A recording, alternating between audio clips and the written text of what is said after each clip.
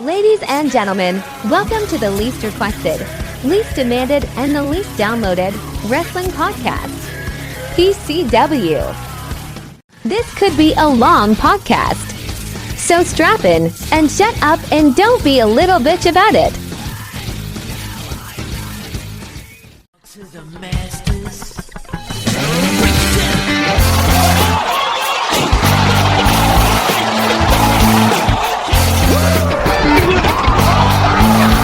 Ruthless aggression. Hello, ladies and gentlemen, boys and girls, children of all ages. Welcome to another episode of PCW Podcast Championship Wrestling. I am your host, Wayne. You can also call me Semi-Dry Chicken, if you like. We are going to London, England for... Money, money, money, money, money.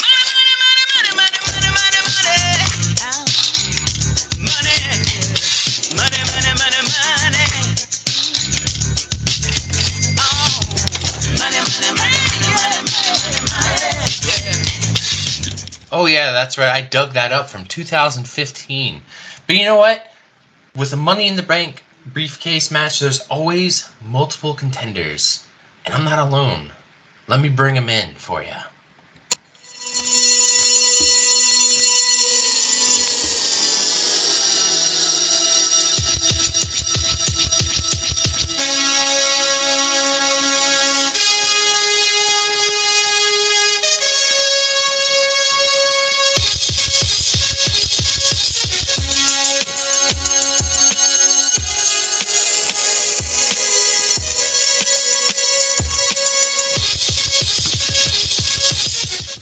Welcome back, Dre. Yo, what it do, PCW crew? Dre's like my right-hand man, the main event Dre, you know? But, my left hand, the left hand.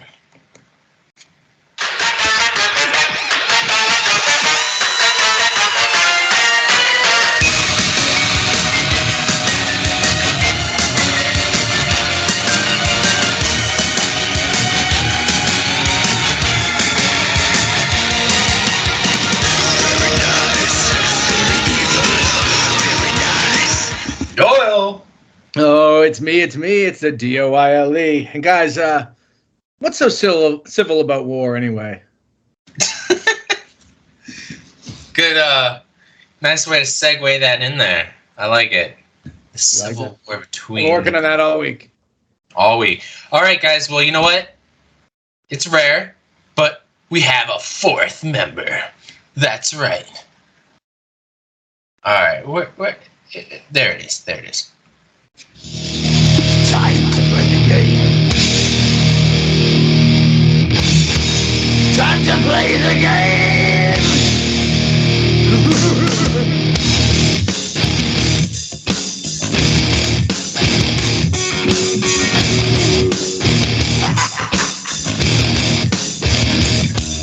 It's all about the game and how you play it. All about control if you can take it. Carlos, welcome back, bud. Hey, thanks a lot for having me on, guys. I can't wait to break down this Money in the Bank and make some predictions that may or may not be right. Yeah. Real quick. Let me say, Dre, what was your favorite cash-in of all time? Like, if you have to pick like your top cash-in. Ooh, let's see. Men or women? Yeah, it's hard not to go with probably Seth Rollins cash-in, the heist of the century. That one was special. Right? But I'm aside with a little bit of recency bias because it's one that made me really mark out when it actually happened. I'm going with Liv Morgan last year. I still gotta give props to her for that freaking 4-2-40. She ran down to the ring to cash that thing in, and the audience going completely nuts over it. And that moment for her, yeah. I'm going to show some love to Liv Morgan on this one. Yeah, that's a good one. Doyle, favorite cash-in. Well, I think it was want to say 2016, the night where all 3 members of the Shield held the title at one point. I think Roman walked in with it. Seth beat him for it, and then Ambrose cashed in on him. I think that was a pretty fun night to have all 3 of them guys have the same title on the same night. That was cool. Yeah, that was a very rare, very well put together storyline for that night. That all Shield members got to hold the same title on the same night. Carlos, what's your favorite memorable cash-in? I think that was gonna be the one I said, but I thought I remember that with Seth cashing in. Yeah. At the end of Mania, wasn't it? Yeah. WrestleMania 31 on Brock Lesnar or something like that. Yeah, Brock and Roman Reigns. Pinning Reigns for it. Okay, that's how that went. Yeah. Okay. You know what though? Going back, thinking about that, I remember definitely going, I don't want either of these guys to win. I was just spent of that feud, I guess. I was just over it, and I was just I don't give a fuck who wins. And it was just Seth coming out, and that's pretty much how everybody felt, I guess, at the time. Because when Seth came out, the crowd went nuts. Most cash-ins are really good like that. I like the out of nowhere cash-ins when we least suspect it. The ones where they kind of announce that they're having a match, maybe like Rob Van Dam when he announced that he was having a match, or there was one, Austin Theory, I think he did the same last year. He announced that he was having a match with Seth Rollins. I think it was Seth Rollins. And couldn't pull it off. It's just, I don't know, it's just not as exciting as maybe Liv Morgan coming in and, taking out Ronda Rousey. Mm-hmm. Come on, that I did not see that one coming. That definitely caught me off guard. There's a fine art to a pre-planned cash-in. It's something that's got to be built up right, and most of the time, they don't really execute it that well. Mm-hmm. Yeah, and it's nice now that we have 2 of them, 2 briefcases, one for the men's, one for the women's. So if they want to burn one off pretty early in the season, whether it's that night or within a month or 2, they can. And we still have one, that you can just hold on to. Like Carmella held on to it for 287 days. Somebody I didn't expect to hold on to the briefcase for so long, but walking around with that briefcase kind of enhances your character a bit. We have also seen in the past where they attempt to make cash in and they don't succeed, and they kind of fail at it. Yeah. Oh, my neighbor with his motorcycle during my podcast. Wonderful. Lovely. Well, while that's going in the background, Doyle, while I mute myself, do you have anything to say?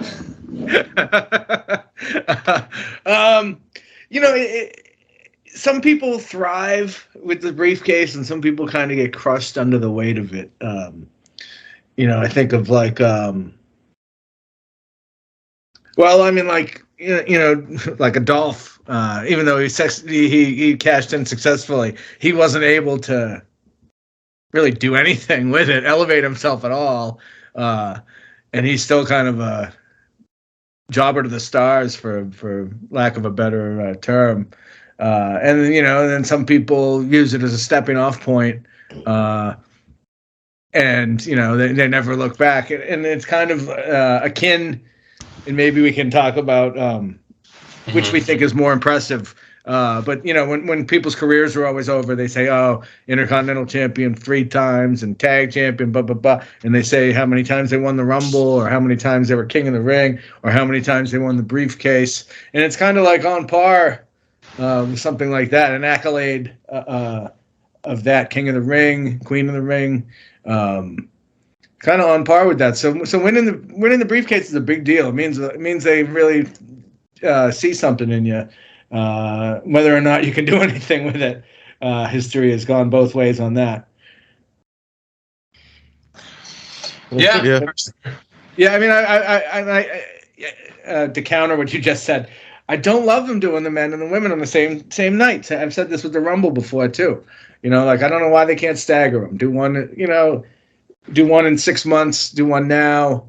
I like, yeah, sure, you can have a quick cash in and a long drawn out one, but no matter how good one of the matches is going to be not as good as the other one, no matter what. And it's kind of unfair. Like it could still be a 4.5 star match, but if the other one's a 5-star, the other one suffers. And I kind of feel like that's unfair. Who knows who it's going to be? It could be the men, could be the women. We don't know. It just kind of feels unfair. Now, let me ask you guys this. Did you prefer to have the Money in the Bank match at WrestleMania like it used to be? Or do you guys prefer it as its own standalone pay-per-view? Because I personally, I liked it at WrestleMania. I thought it was just another way to get a bunch of wrestlers on the card, that may not be showcased. Some now are just shoved in the Andre the Giant Battle Royal. But I always thought that match was kind of unique at WrestleMania, and you also had like one full year until the next WrestleMania to cash it in. And you have the problem with the two matches happening on the same night. You can with a 2-night WrestleMania, you can have one each night, and it's kind of less obtrusive. Yeah, I think that would have been a great idea. Carlos, what do you think? Do you miss it on WrestleMania nights, or do you kind of enjoy it being its own standalone pay-per-view now?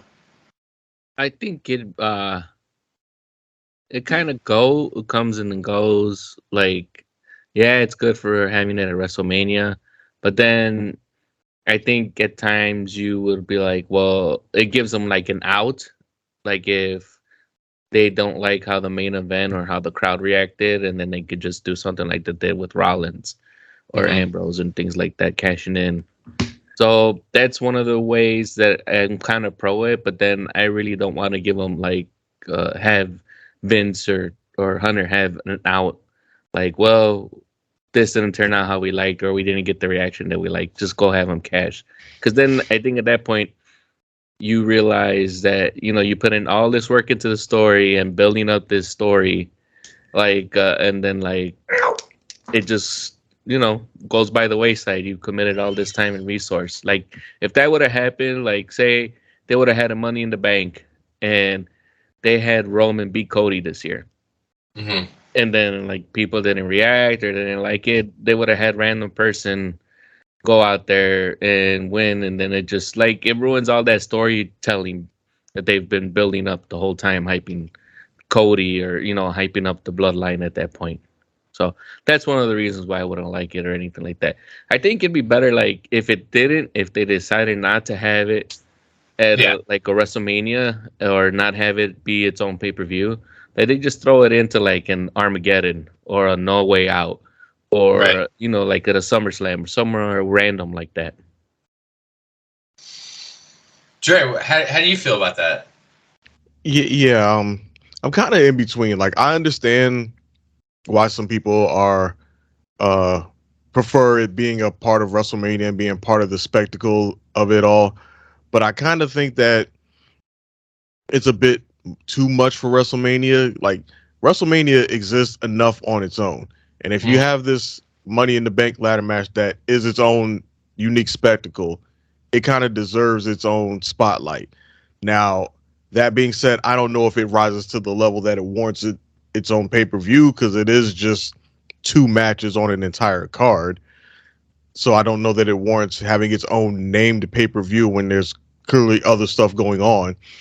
So I think a happy medium would maybe be if it's either randomly spread out throughout the year, maybe at a different pay-per-view, we can say we're having the Money in the Bank ladder match here, or if they use it on an episode of Raw or SmackDown and say, at this Raw will be the Money in the Bank ladder match, and that can be, something that can be used to boost up that episode of Raw or that episode of SmackDown. Of course, then at the same time, given what WWE has to deal with competing networks between USA and Fox and their wants and desires, that could end up creating its own problems. Giving the Money in the Bank ladder match on Raw, then here comes Fox complaining like, "Yo, where the hell's our Money in the Bank ladder match? What the hell do we have for that?"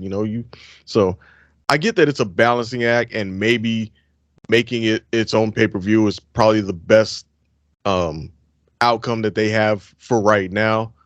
So I'm cool with it where it's at.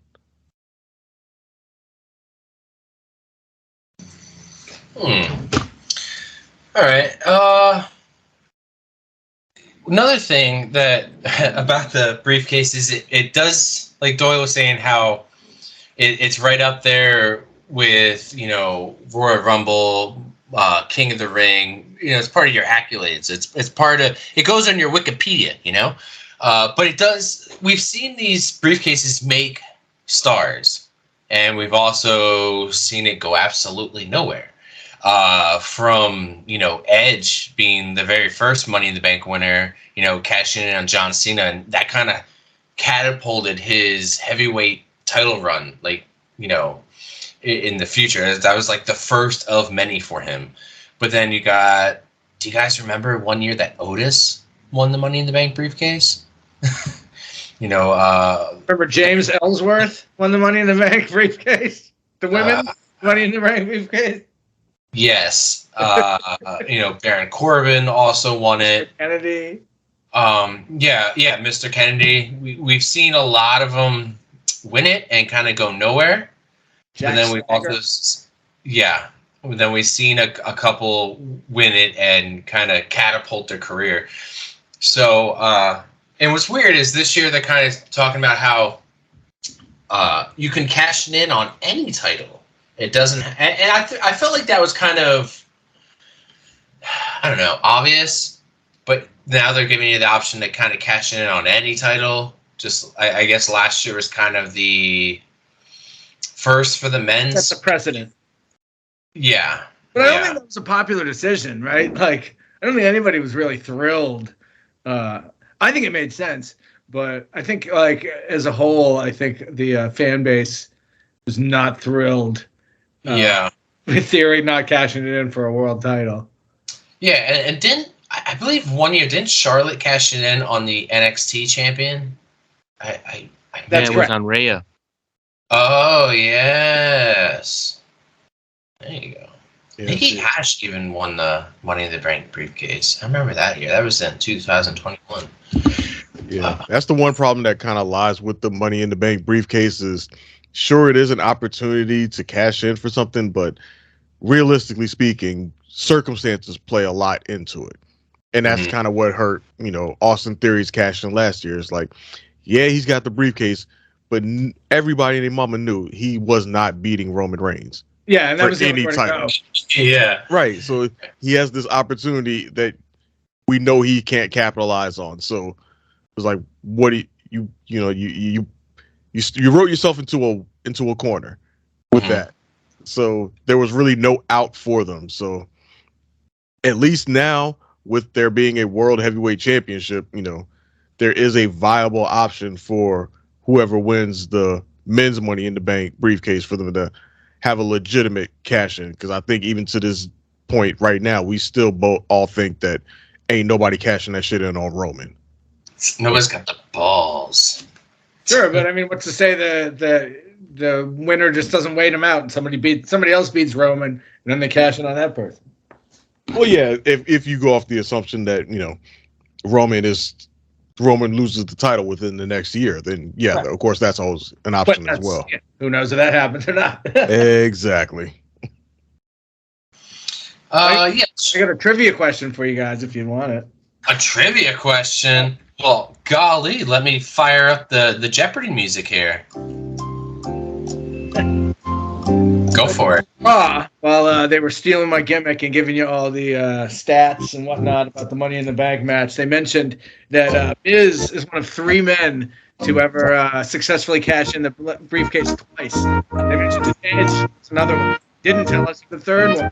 Who was the third one? Cashing twice successfully. Ooh, I know that one. That's CM Punk. That is correct. Oh, back yeah. To back. CM Punk. Yeah, it's weird that they didn't mention CM Punk, right? I know. I wonder why. Yeah. I'm trying to remember who he cashed it in on. CM Punk. Who did I he don't cash? remember. It's a great question. Because there are too many questions. I'm trying to look back here. Was one John Cena? One of them may have been John Cena. Edge defeated. Edge defeated Jeff Hardy for the World Heavyweight title immediately after Hardy had won the title. Oh yeah. Edge. Okay, and then Punk cashed his briefcase in on June 30th, 2008 episode of Raw, defeating Edge after an assault by Batista during Edge's promo to win the World Heavyweight title. Oh yeah, I remember that. Batista came out, Batista bombed his ass, beat his ass, and then CM Punk's music hit. Yeah, that was pretty good. It was alright. Better than the year before that. That's when Mr. Kennedy won it and then lost his briefcase. We've seen that happen too. Yeah, because he supposedly had a horrible injury, and then he lost the briefcase, and he gets the injury checked out, and they're like, this isn't really that bad. You'd be back in like 2 weeks. But by then, he'd already lost the thing. That guy got screwed out of the being Vince's son, too. Yeah. Well, he kind of screwed himself, too. Well, yeah, he got caught up in the whole juicing scandal that hit WWE at that time. He was certainly a dickhead. Don't forget, we also saw Otis lose his in court. Oh, yeah.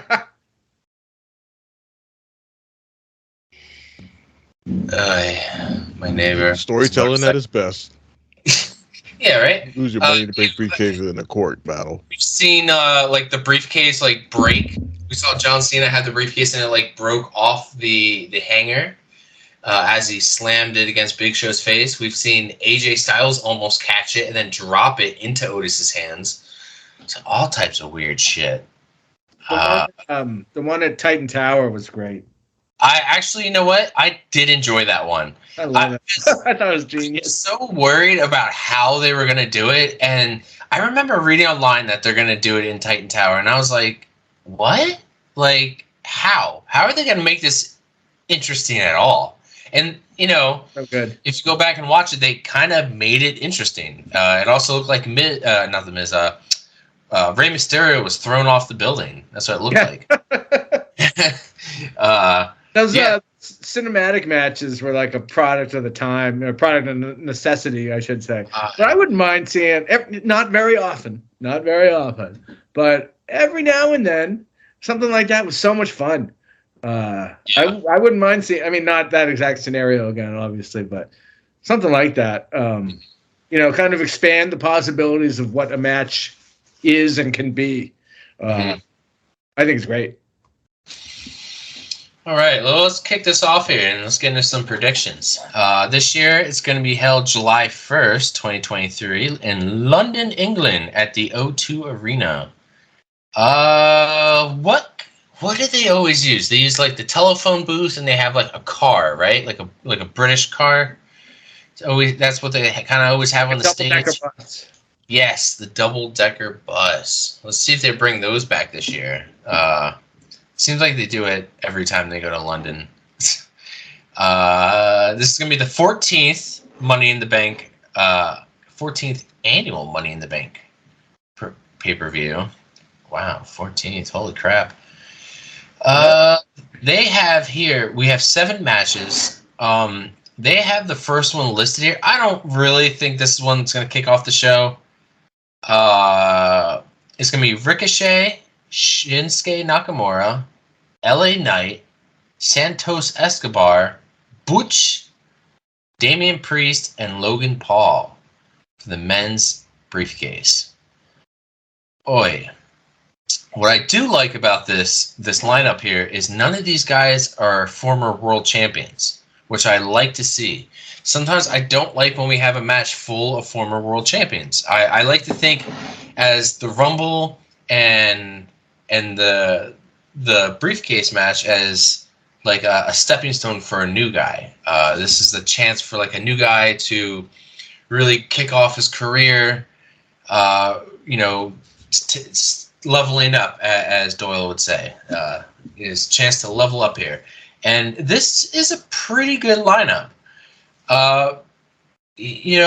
When it comes to predictions here, this one's going to be kind of tough because I know who I want to win, but I kind of know who Vince is going to pick.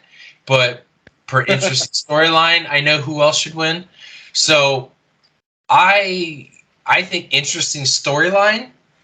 Later in the night, we do have Finn Balor versus Damian Priest, or versus Seth Rollins. Let's just say, hypothetically speaking, Finn Balor somehow wins, right? Beats Seth Rollins. What if Damian Priest wins the briefcase and decides to cash it in on Finn Balor the same night? Too much Judgment Day storyline, that's possible, but it's an idea. It's somewhere they could go with that storyline. But seeing Damian Priest as world champion, I don't see that happening. Not anytime soon. I mean, they do have a lot of faith in this guy, but I just don't see him holding a world title this soon in his career. It would be interesting to see him take it off of Finn Balor, and then yet again Finn Balor only holds on to a heavyweight title for a short amount of time. I really think they're going to go with Logan Paul. Unfortunately, it makes sense. This guy could hold on to the briefcase for a long time. He could showcase it wherever he goes, on his podcast, on wherever he's promoting his Prime drink, just wherever. He could take that briefcase with him. And the guy doesn't have to always be there. So when he does show up, it could be a real shocker. But who I want to win it is L.A. Knight. And I know I got some haters out there who don't believe that L.A. Knight is ready for the briefcase, but I think he is. I think he'd be the perfect candidate for it. You know who I know is going to have some bump back against me for this? Let's hear Dre's opinion. Who do you think is going to win this match? He's on mute. Oh, yep, my bad. Dre, who do you think is going to come out of this match the winner? So as I was briefly saying before I realized I was on mute, I don't know why you think I would have bumped back against you, because my money is actually on LA Knight. Oh, yes! He is. I think he is from a wrestling standpoint, from WWE television product standpoint, I think he's the best person to have it. I think he's, of all these competitors, he's the most primed to take it to the next level. And if you want the Money in the Bank briefcase to have some significance and still be that stepping stone that it was known as at one point, I think he's the best person to do it. He can, among all these competitors, he's probably easily the best one on the mic.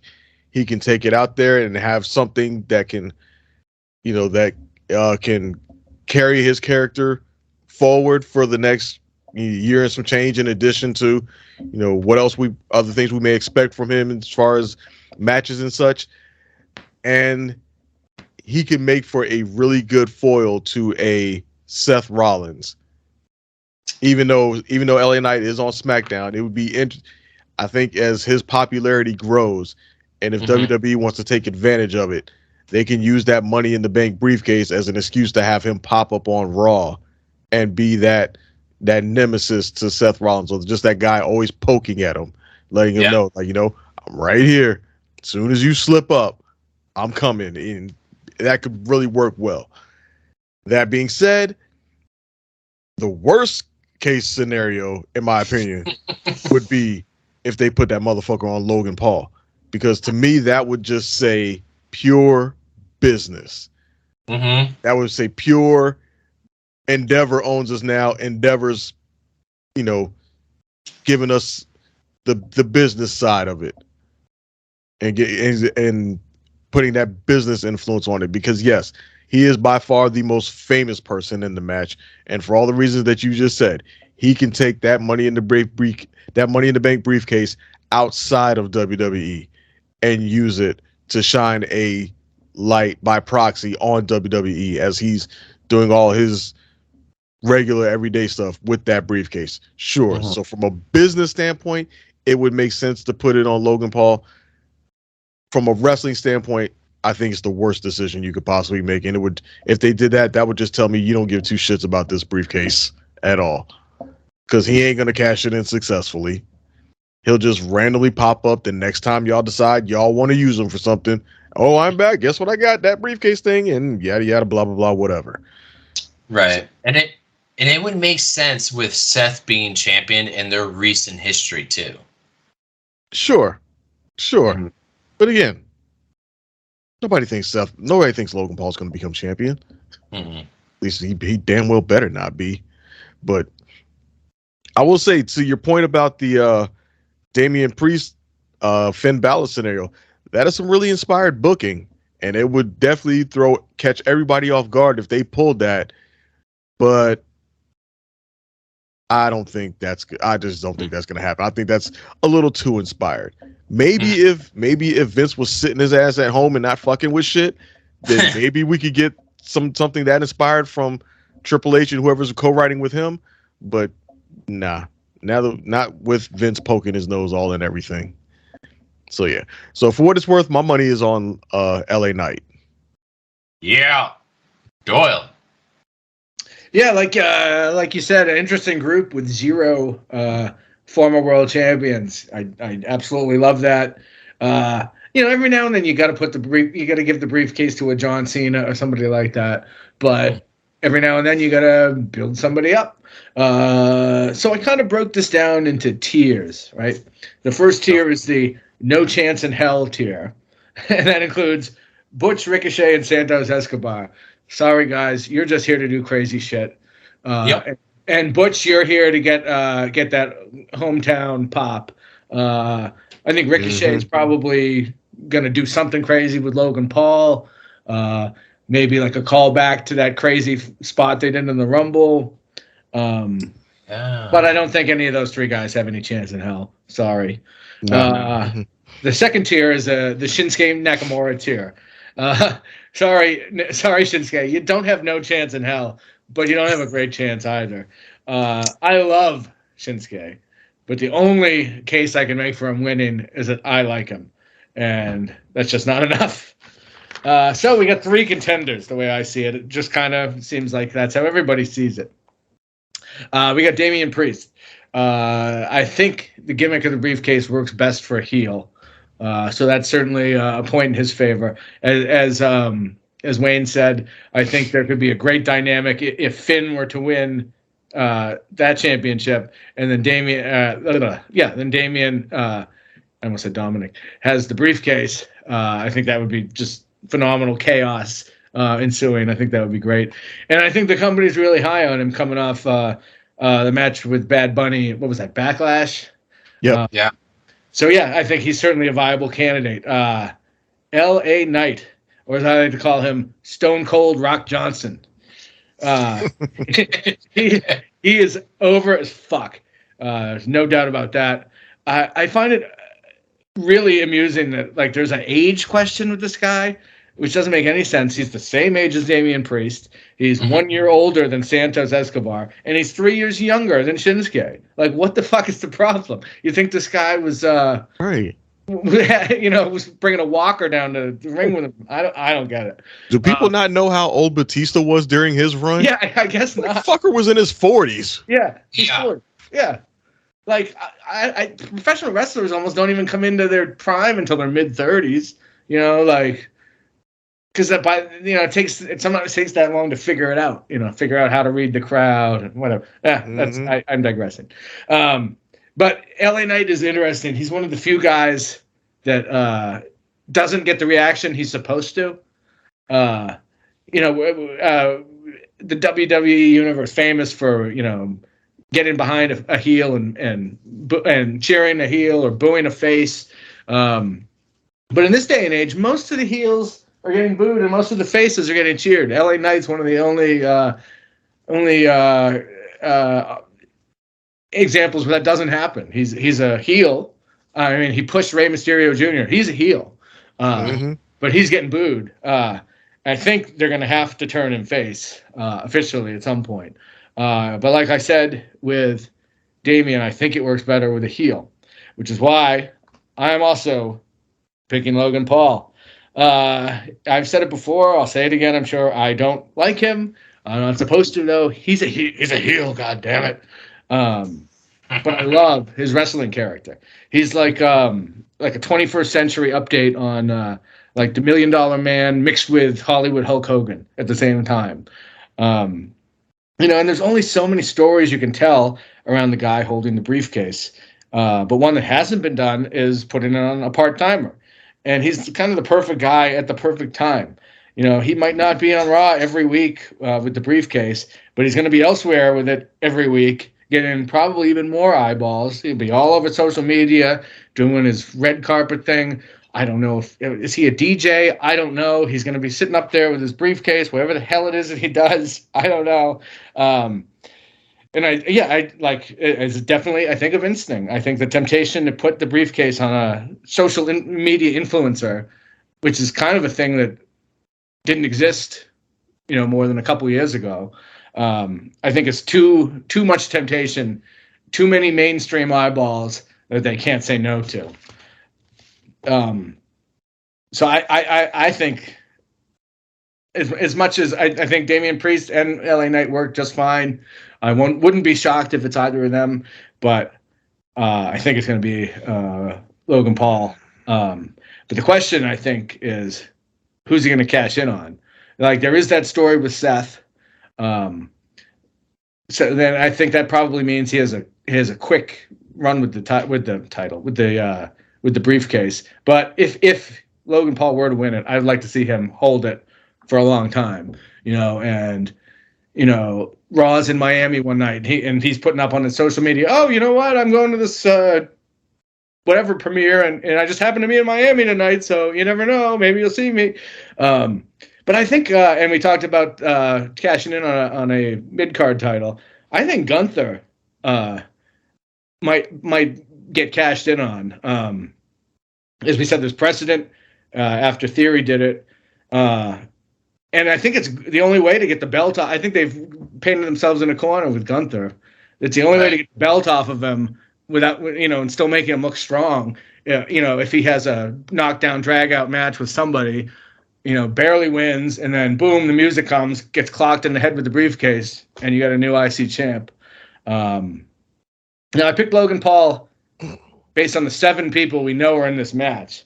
But as we'll recall last year, and Wayne correctly predicted, they added somebody last minute. And I think we might see the return of Drew here. That wouldn't shock me. If he comes back, I think all bets are off. It's probably Drew that wins it. There's a lot of Randy Orton rumors going around. I wouldn't be shocked to see him.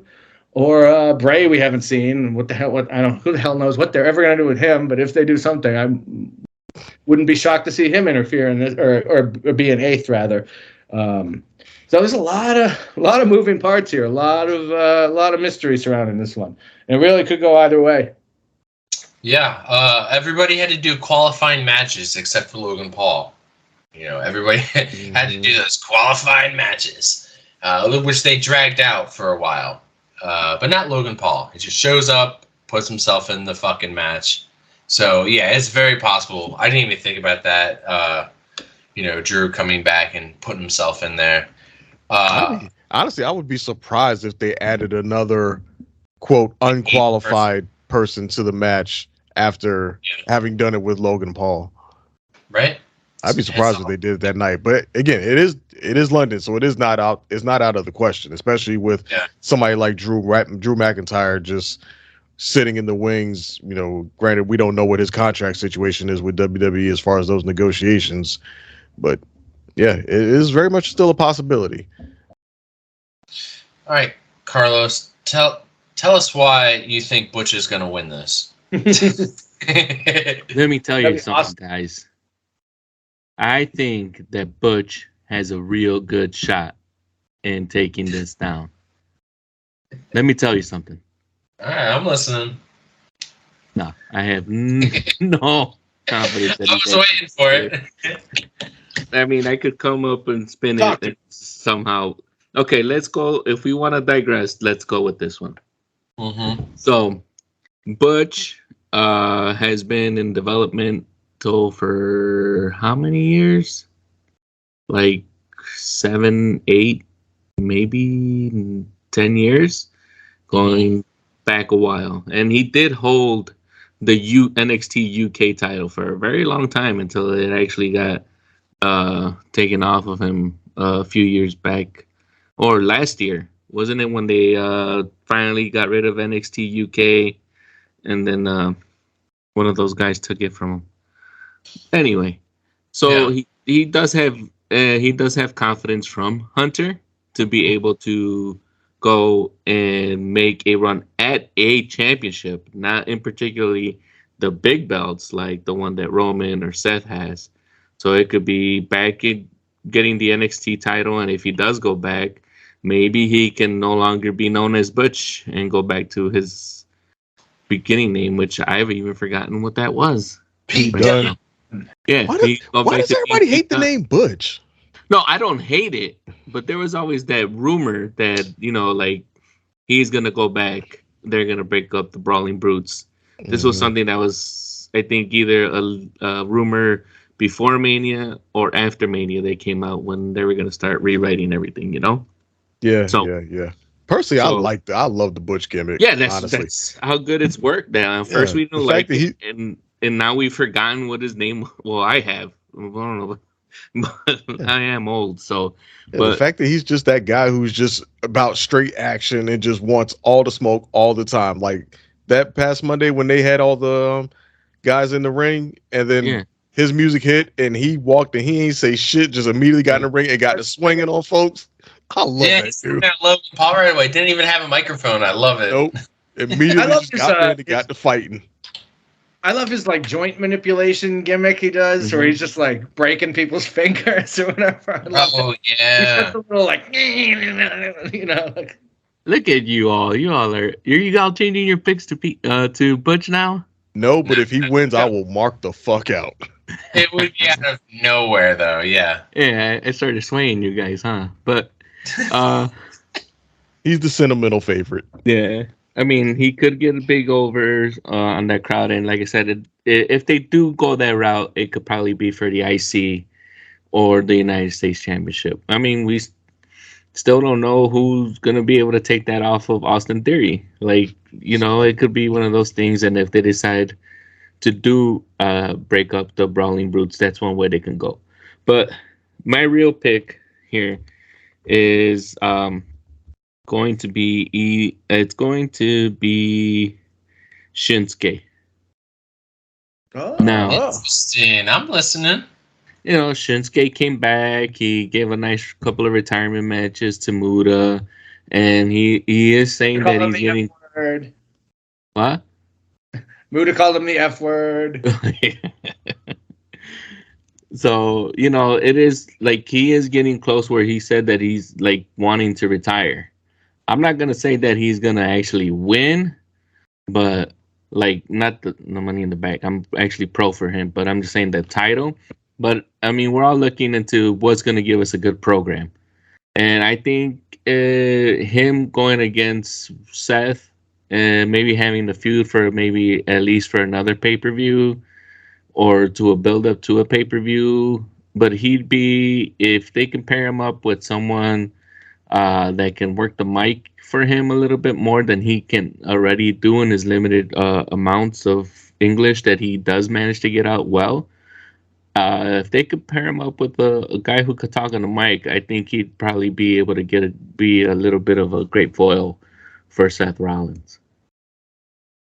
Yeah, they always get him like so close to the title, whether it's like winning the Royal Rumble and then going all the way to WrestleMania and just getting so close to the goal, but never able to like pull the trigger with him. Yeah, that's when they should have pulled it within. That's probably the hottest he's ever been in the company. Yeah, Mhm. and it's coming around because when he first came out after his little brief stint and taking a break and trying to regather himself, people weren't doing the chant with him when to his music, but as he's come out and everyone's getting back into the whole Nakamura vibe of the King of Strong style, everyone's been kind of joining in, and the sing along has been getting stronger and stronger. So I think I think it'd be good, and if they do play like a long game with him, like kind of menacing at Seth, I think it could work. Well, he was one of the first guys that had the like interactive theme song, for lack of a better word, or whatever. He was one of the first guys that they channeled along with or whatever, which Yeah, the is sing-alongs. kind of becoming a bit much. Or for me. Fandango. What's that? Oh, you mean Fandango? Oh, yes, right. Well, shit. You want to? I was thinking of Bobby Roode. I think Fandango was first before Bobby Roode. I think might so. have been. Fandango goes back pretty far. Yeah. I just remember Bobby Roode. He really had folk going with that Glorious for a while. Yeah. Man, that's a great entrance. I'm so glad I got to see that in person. Wayne, you said you would be surprised if this was the first match on the card. And I would be too. But if it is, those antennas better go up, because especially if that Seth match isn't until late. Yeah. Oh, shenanigans afoot. Yeah. Shenanigans afoot. The next one they have listed here is the women's Money in the Bank match, which I think these two, I don't think they're going to be back-to-back. I think they'll be kind of spread out. This one has Selena Vega, Becky Lynch, Zoe Stark, Bayley, Io Sky, and Trish Stratus. So Bayley is the only former Money in the Bank winner, but we do have former women's champions in this match. I expect a lot of crazy stunts from maybe Selena Vega and maybe a really good one from Io Sky. Io's coming off the ladder. Yeah. I really would like Becky Lynch to win it. It would make the most amount of sense. I don't really see them putting it on Bayley again. I think Zoe Stark is too green. I don't think they're going to give it to Selena Vega as much as I'd like them to. But yeah, I could definitely. I don't know. There's something that just tells me like Becky Lynch makes sense, but they're not going to do it. I think they're going to put it on Trish, and I know me and Dre probably have differences on this, but I think here's why. I think because Trish is the one thing she hasn't done yet. Well, that's not true. It would be just something to add on to her quote unquote legacy, before she fully retires, I guess, is she did mention she wanted to win one of the women's titles that, she hasn't won these versions of the women's titles, and she wants to. And I feel like that's a good opportunity for her to do it. She can hold on to it for quite some time. And, when she does cash it in, she can have some shenanigans and some help from Zoe Stark if, she's still a heel. I think it's going to be Trish. I got my money on Trish on this. And if not Trish, it's got to be Becky. Trey, what are you thinking here? Yeah, on this one, we do disagree because I think it absolutely is going to go on Becky Lynch.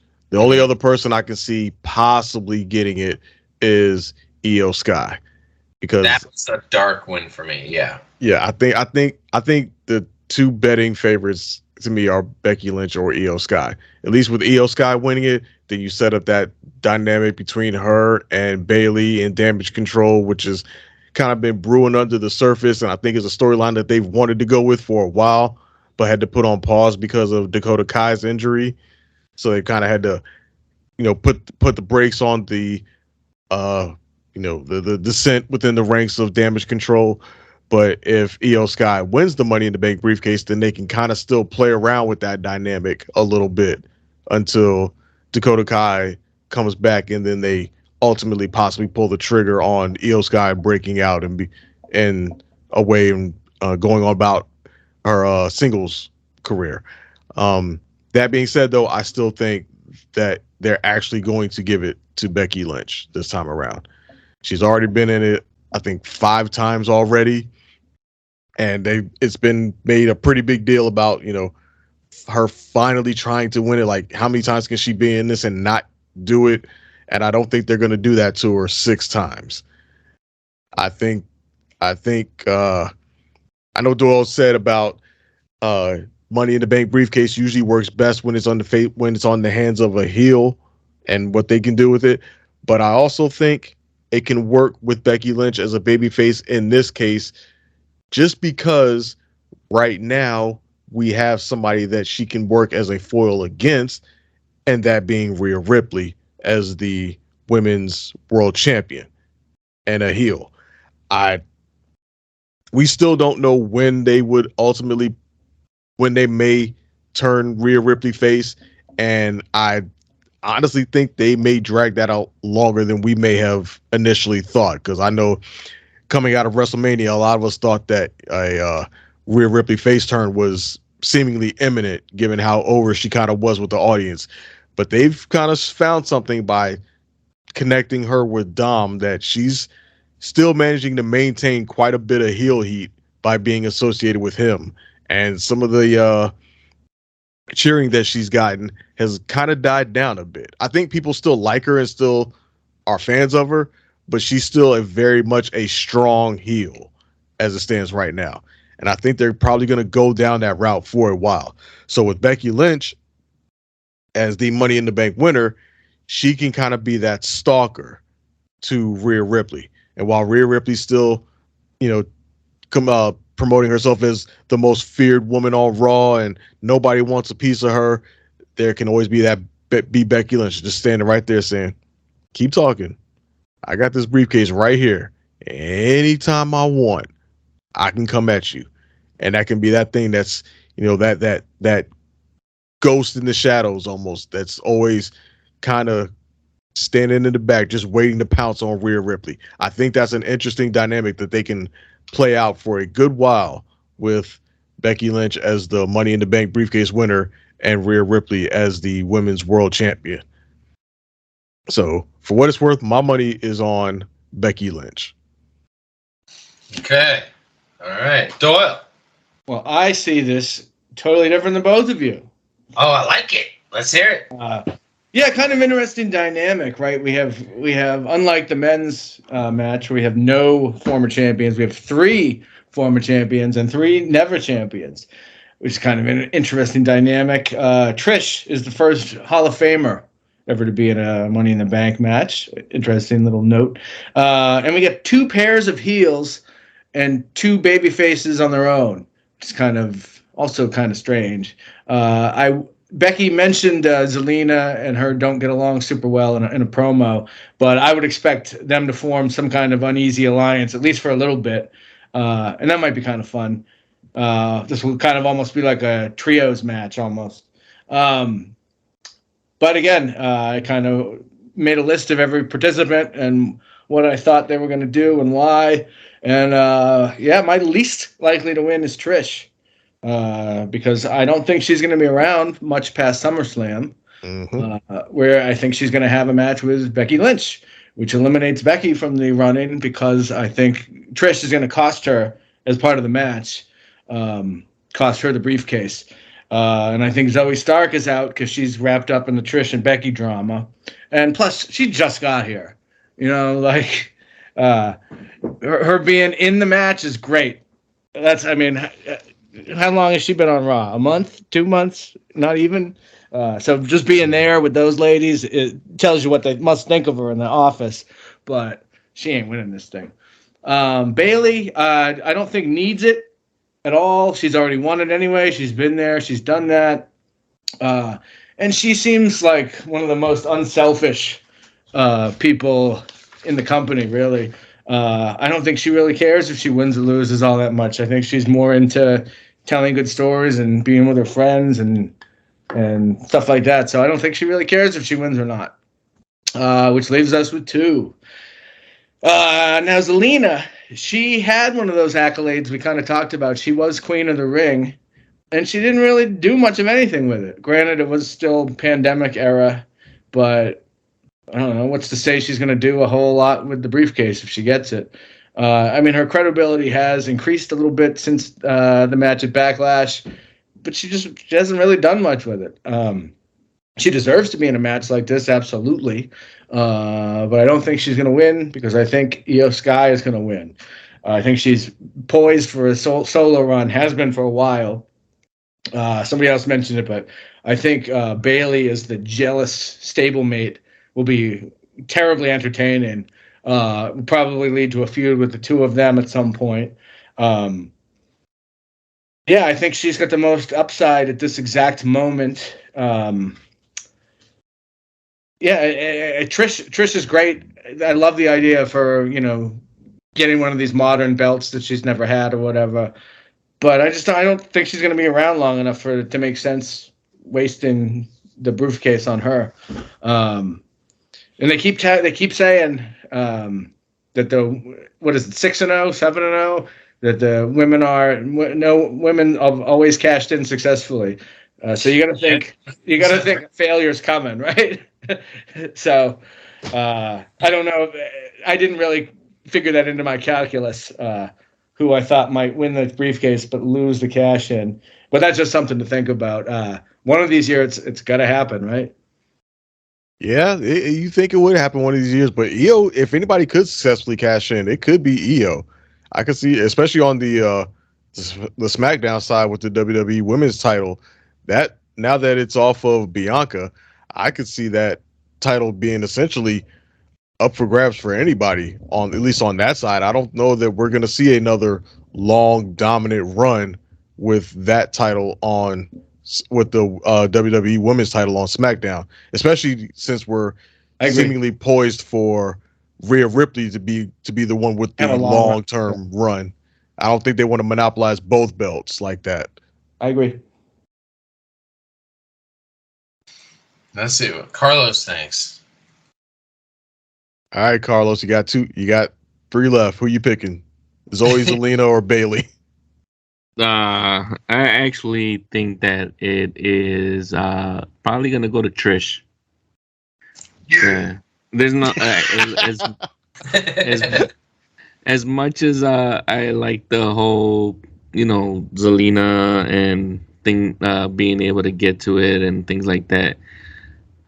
I just don't see it. They have this whole thing where they're trying to push this LWO stable and have her be a part of it, but it's not really going anywhere. I think it's just there just to see if Ray can make it work. And like Zelina's a good worker. There's a reason why she was put in that movie that they did about Paige, where she was playing AJ's role in that movie when Paige wins the title off of her the next day after WrestleMania.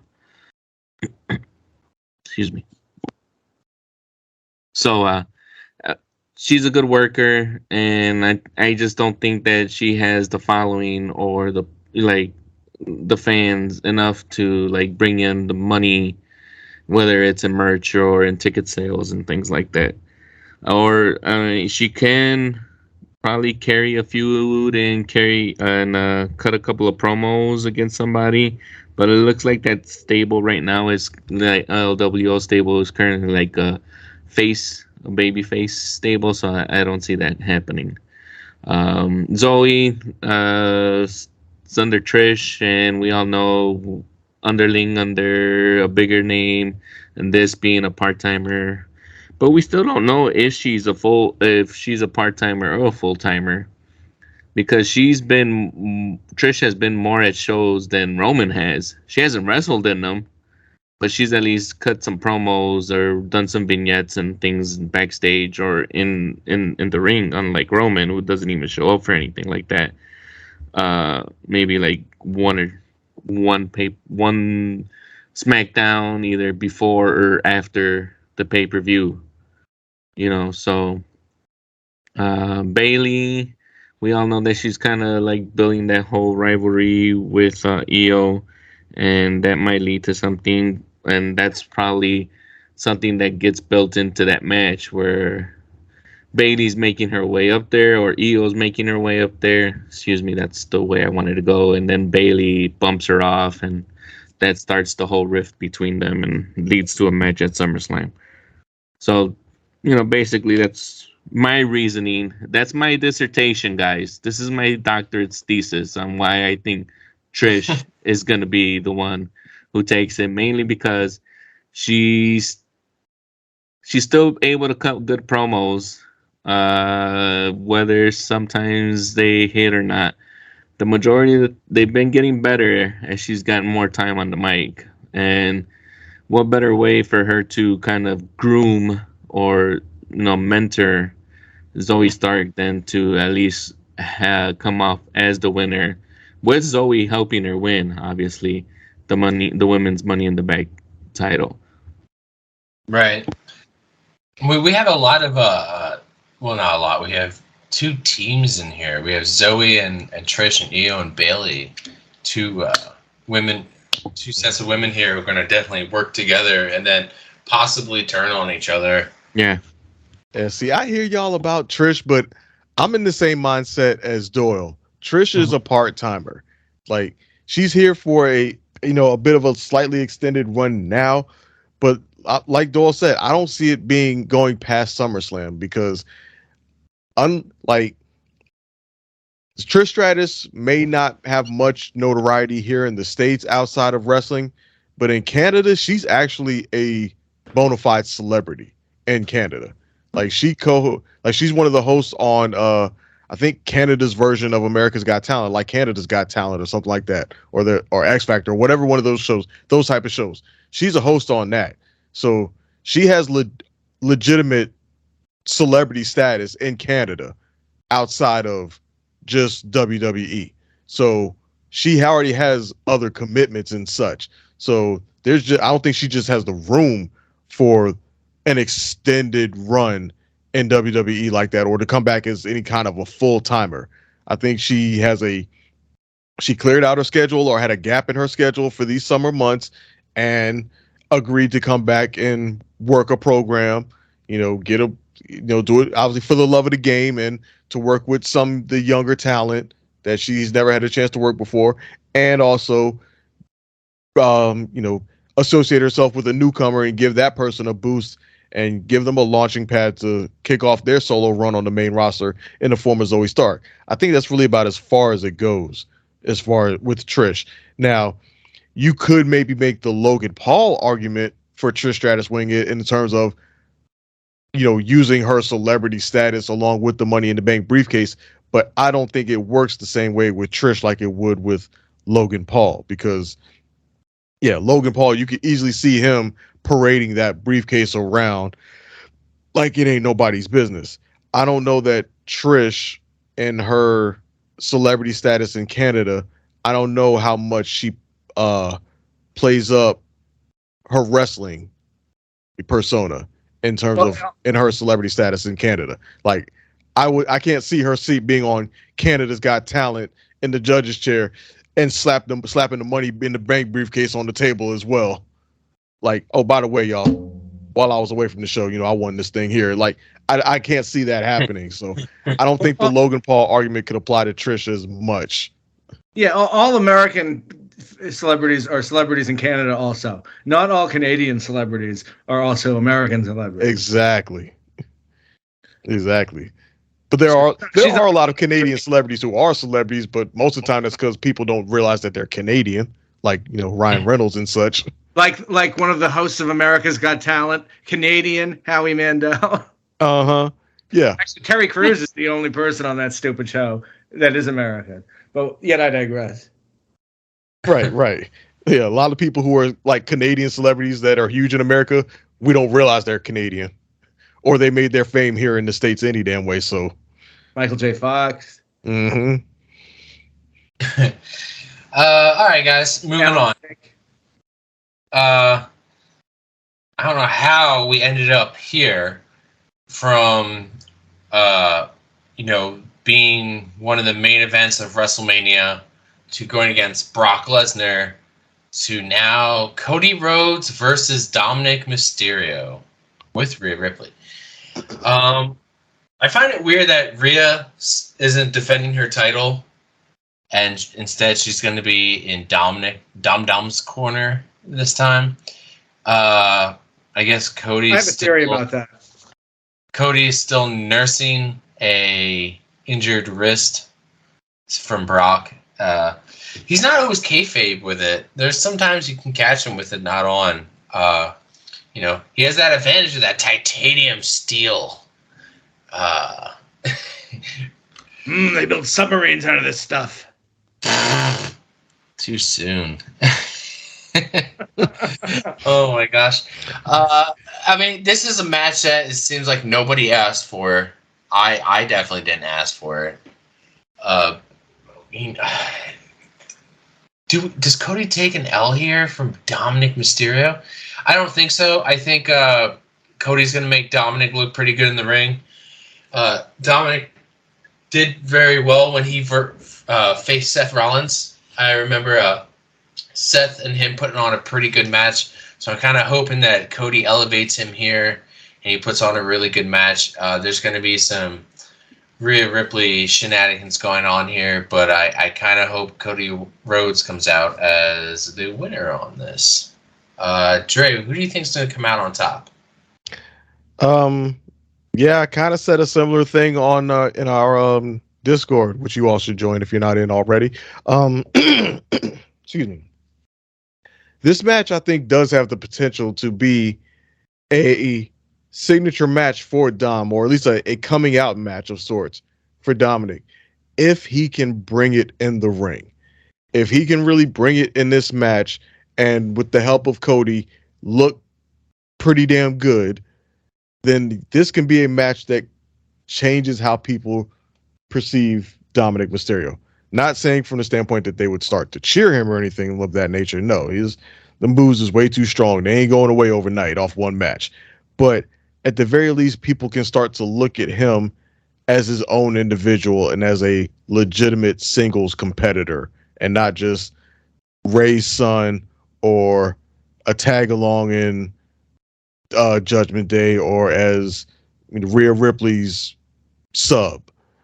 Like, he can stand on his own if he can bring it in this match. And because of that, I almost kind of want him to win through some sort of cheating shenanigans. So I'm going to push my chips in on Dom and say that he wins this match. I think he's not going to win it clean. He ain't about to just win and beat Cody, no. But he'll cheat in some way, shape, or form and get the win over Cody Rhodes. Wild Horse, we get a surprise appearance from Brock Lesnar, who takes out Cody and enables Dom to win, setting up Cody versus Brock. What would it be? 3 at SummerSlam. Yeah, the big 3. All right, Doyle, who do you think's coming out on top? Well, I think we're definitely going to get Cody Brock 3. Apparently nowadays everything has to be a trilogy. And I don't know that we need I kind of in doing this realized I was booking interference in almost every match. So I actually cut the Brock interference from this one. But he keeps talking about how he has this open challenge to Brock Lesnar, right? So I don't know that he needs anything else to set it up. But anyway, that's not really the point. Yeah, I don't think there's much drama in this. I think Cody wins. It's just the how we get there is really the question. Normally a Dom match is going to be, plagued by Judgment Day interference, but we've got Damian and Finn both busy elsewhere, so it's going to be the Dom and Mommy show, I think. So of course Rhea Ripley is going to loom large over this match. And I kind of had an inkling about something I thought might happen in this match. And then something on Raw the other night all but confirmed it in my headcanon anyway. If you think back to Cody's time in AEW, he came out with this huge entourage, right? He had Dustin, he had Arn Anderson, he had MJF for a little while, the Green Lantern guy, and oftentimes you would have his faithful dog Pharaoh, who we just saw on Raw finally for the first time. But I left somebody out. Somebody, maybe we'll see them as a one-off. Maybe they'll become part of the story. I don't know. But do. I think we're going to see Brandy here. I think she's going to be come out and get involved with Rhea Ripley somehow. And it wouldn't surprise me to see her. Now that we've seen the dog, I think she's next. There have been stories that she's been working out at the Performance Center. I'm not saying I endorse this idea, but it wouldn't surprise me at all if they stick her in with him and kind of add to his presentation, if you will. So yeah, I think we're going to see Cody win here, and I think he probably managed to get a pretty good match out of old Dommy there, and I think it'll elevate Dom in a loss, and that'll be the point. Can you imagine getting that phone call from Vince, and then it's like, "We need you on Raw." Brandy's like, "You really need me? You need me finally?" No. Bring the dog. We bring the dog. The dog got the phone call before she did. Carlos. All right, with this one, I'm pretty much going to give this to Dom winning via some type of interference. There's no way that this can go over where Dom actually beats him clean. Yeah, it would be nice probably if Cody can get the win here, but I think this is like the downward spiral that Cody is going through right here. You always got to go and you always got to fall before they pick you back up, right? So this is the downfall of Cody before they can build him back up, and maybe he can actually win that title for his dad and for his family. But right now we're going we're circling the drain here. We're close to rock bottom. I'm sure that's how we feel with him losing this match to Dom. Whether it's some type of interference with the distraction from Rhea or Brock coming in, like everyone's mentioned, to set up that SummerSlam trilogy fight or match. But I just can't see Cody winning this, and just that's the end. If Cody for some reason they do book Cody to win, it's not gonna be the end, and we'll probably won't get Brock at SummerSlam. It'll probably be like maybe at Survivor Series or something later on or whatever, and maybe he's it's something seasoned up in Canada and he's over there trying to save people from the forest fires. Who knows what Brock's doing right now? But I think it's gonna be Dom. Okay. Mm-hmm. Yeah, so I think we're 2-2. Yeah. Another thing is like Cody and speaking of which, what happened? You brought up a good point about the downward spiral of Cody continuing. Wasn't that your whole thesis, Doyle? That Cody had to be broken down to the bone, to the bare bone before we could build him back up. What happened to that? It was, but I just can't see a world in which Dominic Mysterio beats Cody Rhodes. That's all. Well, yeah. If we were talking clean, then absolutely, yeah. There's no way in hell that happens. Which is why I think I'm kind of leaning in on Brock making an appearance and interfering. One, Brock would get a huge pop when he shows up, just for the British audience, and to be a surprise. And it provides a way for Dom to get the win and go on and start talking shit about that, and Cody can easily just bounce off of this loss to Dominic like it's nothing and jump right back into the feud with Brock going into SummerSlam. I mean, and the loss would be almost,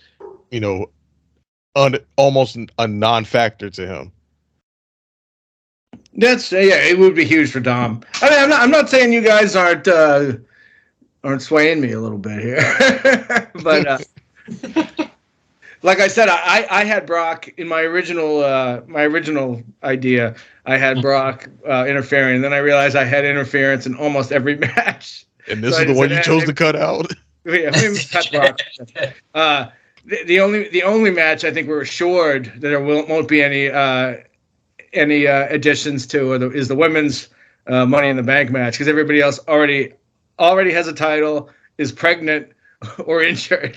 There's nobody else left. That's so true. Mm-hmm. That's pretty true. Pretty much true. Yeah. All right, before we move on to this next one, I think we're going to take a quick break because I need to take a pee break. Da-da-da. No, I was only thinking about your happiness. I know, Dad, and I appreciate it. The problem now is that these people are expecting a show. Ladies and gentlemen, Mr. Conway Twitty. Nice to see you. It's been a long time. You're just as lovely as you used to be. Okay, after much relief, we are back. I thought I could make it all the way through. I couldn't. I was like, I gots to go. Next match on the card they have here. Seth freaking Rollins, the World Heavyweight Champion, versus Finn Balor. You know what? It's funny. We got this match already. We got this match literally before Seth won the world title. It was a qualifying match. And I don't know. Like, I was kind of like over it. I was like, I've already seen this match.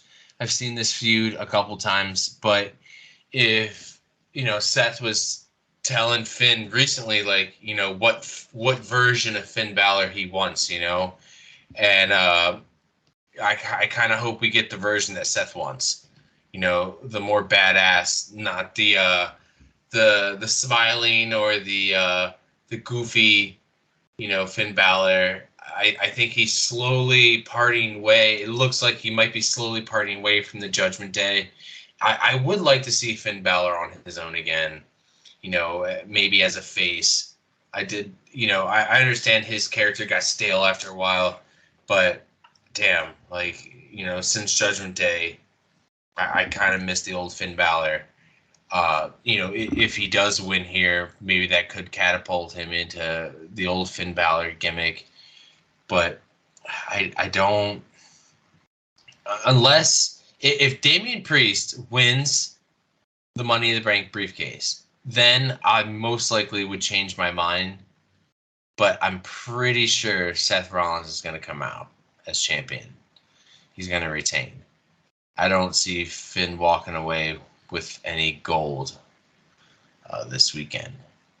Dre, where do you sit on this one? Yeah, my money's on Seth Rollins in this one. I just don't see them putting the World Heavyweight Championship on Seth Rollins just to have him drop it at the very next pay-per-view. Right. That's something that you usually reserve for transitional champions, for somebody that you want to, somebody like maybe like a little heel that you need to take the title real quick just so they can drop it to the next big baby face or what have you. That person that you just need to get it off one hand into another major person's hands, and you just need somebody to fill the gap in between. Seth Rollins isn't that. And Finn Balor ain't the next big time champion either, at least not at this point. So I don't see Finn Balor beating him to win the title under any circumstances. That being said, I do think this is probably going to be the match of the night. I think they are absolutely going to put on a hell of a show in terms of performance. This match has 5-star potential. Right. Like I said, I know you mentioned that we have seen these guys go at it before, but it's been a good while since we've seen them go at it, especially with the stakes this high. So, and on a pay-per-view, yeah, I believe these guys are definitely going to steal the show tonight. This match I see easily going 25 minutes, maybe even a full half hour, and they're just going to throw everything at each other. And honestly, I think it's going to be just a one-on-one. I think this match is going to be fairly clean. I don't think anybody's going to interfere. I don't think anybody else from Judgment Day is going to come to Finn Balor's aid in any way, shape, or form. I think this is just going to be one-on-one, one-on-one top tier match, and Seth is going to come out on top. Mm-hmm. All right. Doyle. Yeah, this absolutely has match of the night potential for sure. Yeah, I'm a huge Finn fan, but he has kind of been rudderless. While the profiles of his stablemates have kind of risen around him, he hasn't really recovered from that kind of debacle of a Hell in a Cell match at WrestleMania. Like I said, if this happens after the men's Money in the Bank match, it wouldn't rule out a same day cash in here. But I think Seth wins here. But I don't expect that title reign to last much longer, honestly. I could definitely see him getting cashed in on or losing at SummerSlam or even before SummerSlam. This is supposed to be the quote unquote, workhorse championship, basically like a contrast to Roman and his titles. It might not hurt to lose this for this title to change hands on Raw sometime, just to, so that anything can happen and then, give it some more credibility. Sorry if you can hear this crashing in the background. Anyway, maybe this is where we get some advancement with Finn and whatever's going on with what's the other Irish kid's name? JD McDonough, is that right? Mm-hmm. Another more interference. Me booking more interference. But at any rate, I hope this is like a return to form for Finn, back to being that badass. That fucking promo on Raw was fucking aces. Really good shit. And we kind of need to be reminded of how good Finn Balor is. We shouldn't have to be reminded, but he's been booked kind of shitty, even in as much as he's in a major heel faction. His booking has been the worst out of that whole group, and he's supposed to be the leader. So yeah, if this pay-per-view wasn't the Bloodline Civil War, it could be as the Judgment Day turns. Might be a good. I see what you did there. Good title, because all of these matches kind of inform each other a little bit to a degree. Everybody's busy, so maybe there won't be much interference on everybody's behalf like we usually get out of them. So yeah, Finn might be on his own here, which is why I think maybe something's going on with that JD McDonough kid. Whether it's him joining the Judgment Day or Finn leaving the Judgment Day and going with him, who knows? But yeah, I think Seth's going to win. But this might be getting up into 4.5, 5-star territory. Mm-hmm. The Judgment Days of our lives. Yes, exactly. There you go. That's even better. You know what could possibly happen? Just throwing it out there as a possible scenario, we could see maybe Damian Priest wins Money in the Bank. He's now Mr. Money in the Bank. Rhea Ripley is the women's world champion. Dominic Mysterio beat Cody Rhodes. Finn Balor lost. And then they edge his ass and kick him out because he's now seen as the weak link in the group. And that could be the opening for JD McDonough to take his place, not necessarily as the leader, but it's like, you're weak. You're bringing us down. Everybody else is doing their part in Judgment Day. You're not holding it. You're not holding up your end. You got to go. And we're going to bring in some fresh meat, somebody new.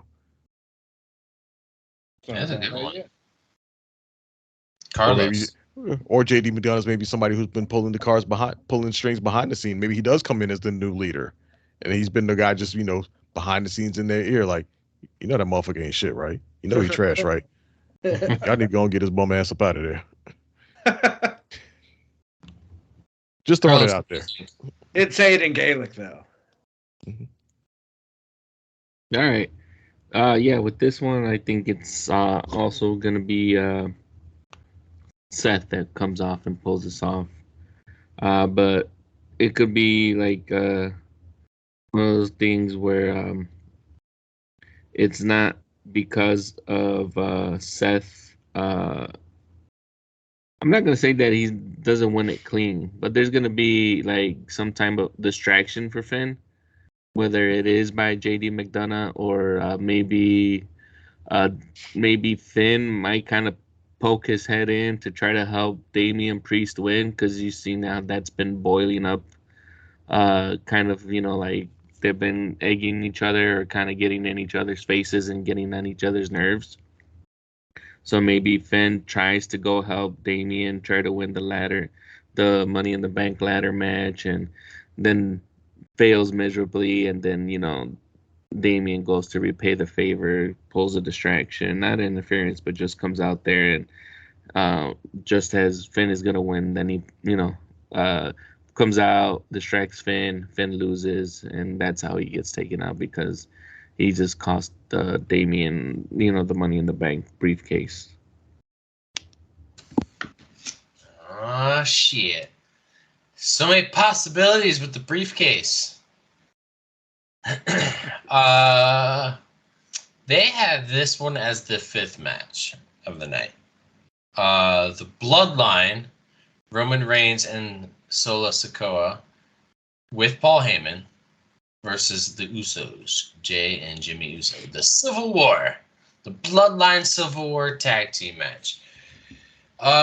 You know what? This storyline has been fucking phenomenal since beginning to end. It's still going. A lot of us thought like after WrestleMania maybe this storyline would end, but no, it's still going. I also thought that this match we wouldn't even see it till like, I don't know, SummerSlam even, but we got it like right away.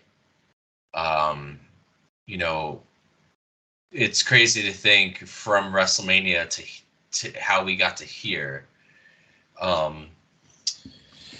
Now that we finally have, like Kevin Owens and Sami Zayn out of the picture, it's just solely focusing on the members of the Bloodline. And we're finally getting that Civil War. We finally got, the Usos picked their side, Solo picked his side. We know where everybody stands.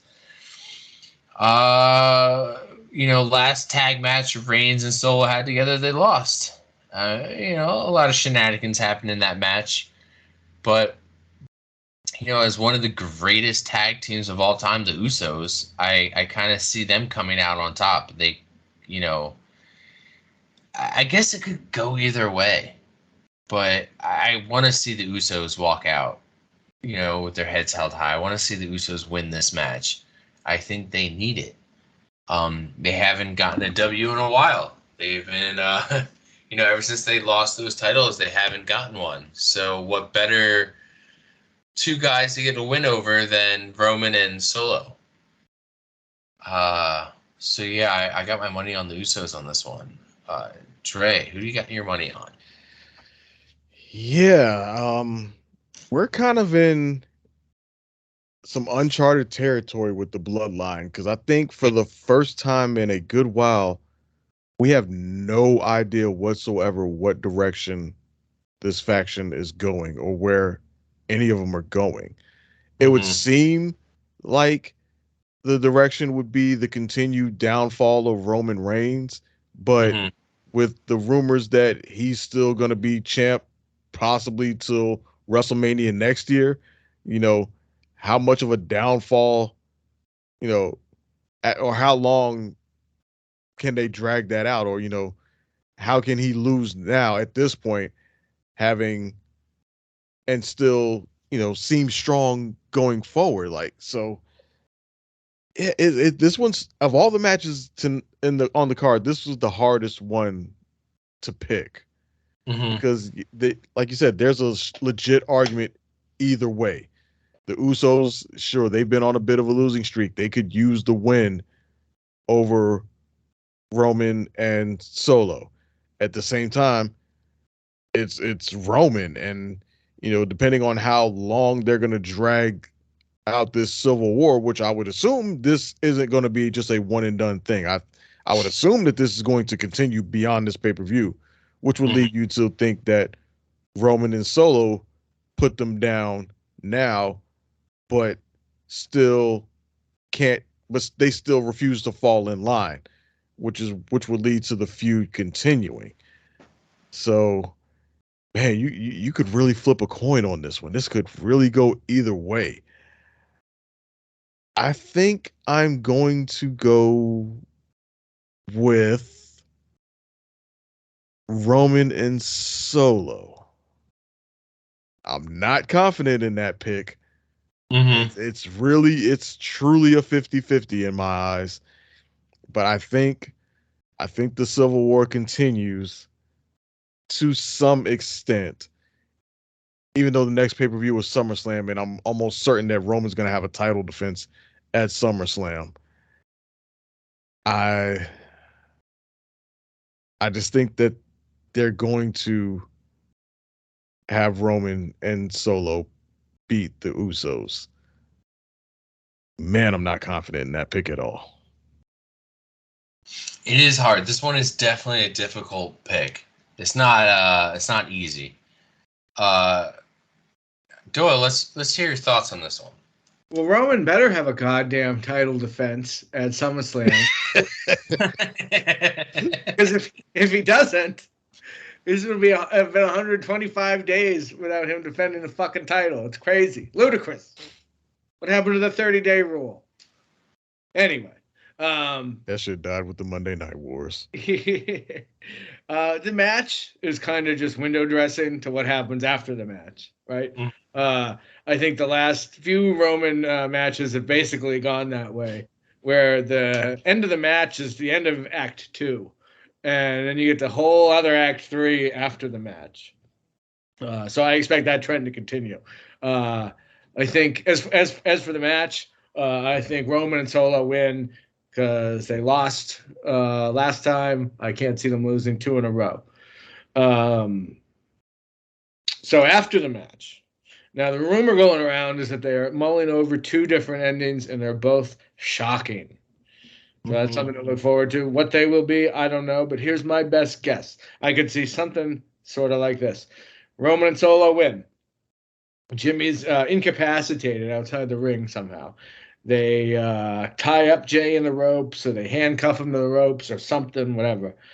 Roman gives the chair to Solo. He gives him the loyalty test, right? And of course, what happens? Solo lays out Roman. But then Solo also hits Jay, throws the chair down, and leaves. Heyman comes in the ring, apoplectic, just totally in shock, and end scene, which sets up a fatal 4-way at SummerSlam between all 4 members of the Bloodline. The Bloodline implodes at SummerSlam. I like that, Doyle. I like that. So all the Bloodline fighting each other for the title? Yeah. It's a possibility. And Roman wins, of course. Yeah. Keep on. By the way, 10 years ago, the kickoff show for Money in the Bank pay-per-view was for the tag team championships. It was the Usos versus Roman Reigns and Seth Rollins, the champions. The more things change, the more they stay the same, right? Mm-hmm. Carlos, what do you think? It's a tough decision, man. I think then it's gonna go with Roman and Solo. This is something that is not gonna be a clean win. There will be some interference because this is called the Bloodline. So now we have to figure out who in that wrestling family, what's the Doyle? You know the name of the Samoa family? I know why. I know why. Yeah, thank you. Yeah. So one of those, I'm sure they'll shake the tree and someone will fall out. Been hearing a lot of chatter that it might be uh, the wrestling tag team that's known as the Gorillas of Destiny that might come in and start to replenish the bloodline for Roman. That would be an interesting pickup if Vince or Hunter, whoever is in charge of booking the talent or signing the talent, can get those guys in there. Because that would be another way to continue running this storyline. Because as Hunter said, where we were barely halfway, we weren't even halfway when they were done at WrestleMania. So I can see that this would be the end just a couple of months after WrestleMania. We're already calling the end of the bloodline.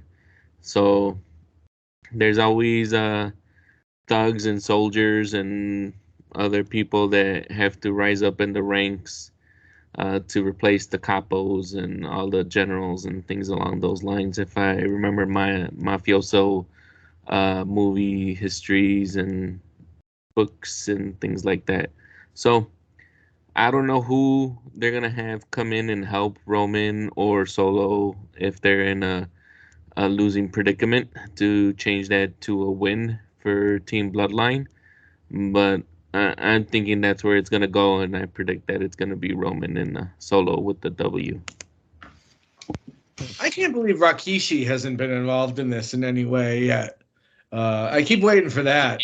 Yeah, you keep seeing stories about him tweeting certain things like he's gonna pop up at some point, but I think they just don't have anything of substance for him to do other than show up, try to call for peace, and then get his shit kicked in. Yeah. I mean, I'm sure he isn't busy. Yeah, but other than that, what could he make? I mean, it may be an opening now. Like, suppose they do go the route of, like you said, bringing in the that other Anoa'i tag team to replace the Usos in the Bloodline, and then Jimmy and Jay are just kind of out there on their own, and maybe they turn to Dad for some guidance, and maybe that's a role for him to play at least on television. I damn sure don't see him. If Rikishi would pop in, I wouldn't see him showing up in any type of wrestling capacity, but some type of mentoring or guidance, Godfather type capacity or something to give his boys some direction, or maybe try to plead to his son Solo just to catch a spike to the throat. Yeah, That's so you want about it. Rikishi to come back as a consigliere, like Right, yeah. Marlon Brando was to Michael and the Just when I Godfather. thought I was out, they pulled me back in with spam. Yeah, that's about it. But yeah, Well, here's the thing. Let's not discount. And somebody said it. Usos may be the greatest tag team of all time. Let's not discount how fucking great they both are. Right? And one of them said it in a promo. Like, now they know us. I didn't used to know the difference between Jay and Jimmy, but now I do. And you can't. I mean, I know there's these rumors about Roman's just going to replenish the bloodline with all these other Samoans that are out there, and that's all well and good, but they're not the Usos. You know what I mean? Mm-hmm. We've tried this with Roman before. What were the Authors of Pain or whatever, right? And it sucked because they sucked. Part of the reason the bloodline works is because the Usos are so fucking good.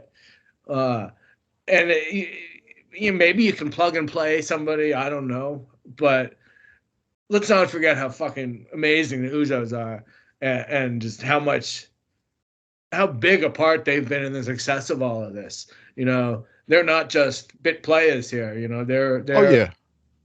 They got their name on the poster too. Yeah. You're 100% correct in that. Like, the bloodline does not go on this run that they've gone on without the Usos. They were the workhorses out there doing it for the bloodline, while Roman was popping in every other month. So yeah, you're 100% right that they were the engine that made this bloodline thing run for all these years, and without question. That being said, that I think that's what worked as far as keeping the bloodline on top of everyone else in WWE.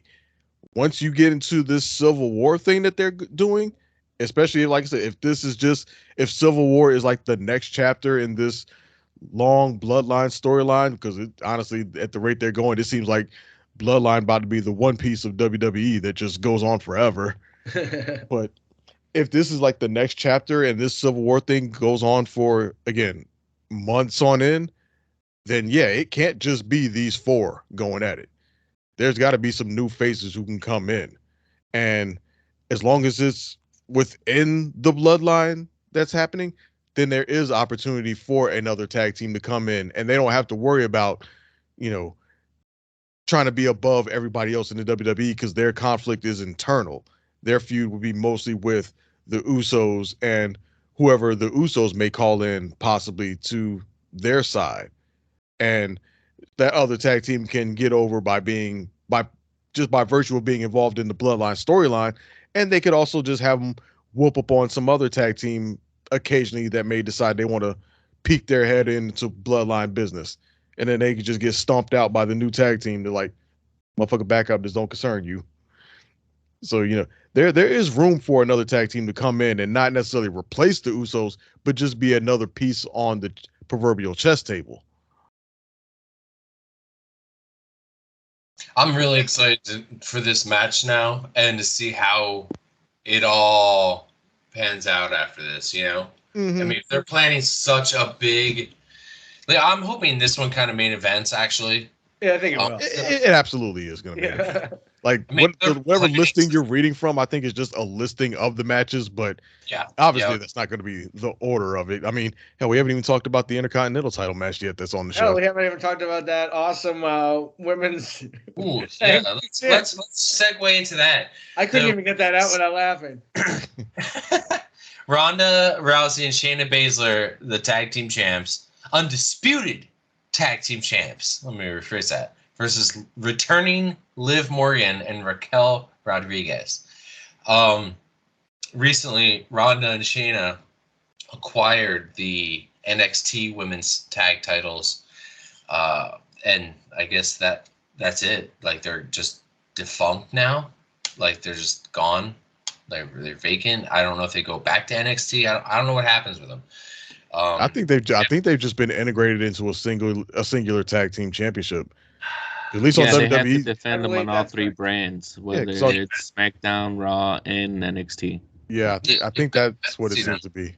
Yeah, they better show up on NXT then. Like, Bayley and Sasha Banks used to do that, show up on NXT. Mm-hmm. It was exciting. So hopefully we see that. I mean, it'd be weird to see Ronda in NXT, but that's where Shayna dominated, was in NXT. That, I mean, before she got brought to the main roster and then kind of watered down. I mean, she was dominating NXT for quite some time as champion. So it's it would be nice to see her back there. And it's nice to see Liv Morgan back. I didn't think she was going to be back so soon. Now they get a title shot against for the titles that they lost. Not necessarily to Ronda and Shayna, just had to, give them up. Poor Raquel had to give up her title, and now she has to fight for him back. Didn't even let her pick another tag team partner. This one for me, I think they're going to continue with Ronda and Shayna as champions. I don't think, Liv and Raquel are going to get them back anytime soon, because I think in the long run, I think that was the initial plan, was to put them on Ronda and Shayna. And, just beating the NXT Women's Champions, I think it's set. I think they're going to hold on to them for a little bit longer. Dre, what do you think? Do you think they're going to lose these titles anytime soon? Unfortunately, no. As much as I want Liv and Raquel to win the belts back and at least be champions that we can get decent matches out of in title defenses, I just don't think that's the direction WWE wants to go. I think they want the star power of Ronda Rousey and, to a lesser extent, Shayna Baszler as the dominant heel tag team, beating up on whoever they decide to slap together and put against them in a random week. And that's just pretty much going to be it for the most part. Like, I don't think there's much drama to this match or really much intrigue. I would love if Liv and Raquel won the belts, but I don't think it's going to happen. It's going to be a standard fair match. Shayna Baszler is probably going to do most of the work in the match, and then Ronda will pop in at some point and slap an armbar on one of them and get a pin or get a submission. Mm-hmm. Yeah. Doyle, what are you thinking? Well, I've got some crow to eat. Just a few weeks ago on this very program here, I postulated that the women's tag team division was finally gearing up to get their act together, and boy, was I wrong. You spoke too soon. Yeah, in my defense, almost immediately, Liv and Dakota Kai both got injured, and they were big parts of my revitalization plan. Liv is back here ahead of schedule, but I have to ask, why? This is unbelievably bad booking. If you're going to unify the NXT and the main roster titles, which I think is a wonderful idea, by the way, and you have a pay-per-view in 2 weeks, and that pay-per-view is in the UK, and your NXT tag champions, what are their names? Isla Dawn and Alba Fire, right? Yeah. They're from the UK. Like, why in the hell wouldn't you unify the titles at the pay-per-view? Why not make it a big deal if you're trying to make these titles a big deal? And why not have Liv return after that match if you want to make it a big moment? What's that? I was like, shut up with your good ideas. That's okay. That was better. It's just fucking awful booking. Yeah, NXT girls could have went in as huge faces in that match, even if they're not meant to be faces. They would have been over as hell. That would have helped you get huge heel heat on Shayna and Ronda, as if they don't already have enough. But at least it'd be invested heel heat and not just go away heel heat. Yeah. You're doing this big title unification on pay-per-view. It's a big deal, right? Exactly. And you're making these new girls from NXT look stupid because the Franken team of Raquel Rodriguez and Liv Morgan is way more important than they are. I feel like just doing this match 2 weeks later accomplishes so many things, and doing it the way they did it fucked up so many things. Yep. It's just like, it's mind-bogglingly bad. But yeah, I think Ronda and Baszler win. Boo, way to go, Vince. I think they will eventually feud with each other. The sooner the better, because I'm so sick of them. I like Shayna, but god damn it, do I not like Ronda that much. So yeah, I think the champs retain. Ho hum. Mm-hmm. Carlos. Yeah, put it down for another sweep. Shayna and Ronda win, just because this booking right now for Raquel and Liv to win does not make any sense at all. You can't take the belts off of them because you thought Liv was going to be out longer, and then she's back, and you're like, okay, well, let's put the belts back on her. No. So it's done deal. Shayna, Ronda, let's just move on to the next match, Gunther and Matt Riddle. Yeah. It's such a shame, too, because Ronda as a person seems very likable as a person, but damn, she just the in-ring performance just is not there. Mm-hmm. Yeah. And it also doesn't show any signs of improvement, or like she's really worked at it to try to get better. It's like she's just like, I'm here, I'm good enough, and because she's being booked so strong, she doesn't have any real incentive to try to improve and get better, so that way she could work her way up a card. That's the problem when you put somebody immediately at the top. I think a manager would do them a world of good. Well, Shayna and Ronda? Who do you pair them with?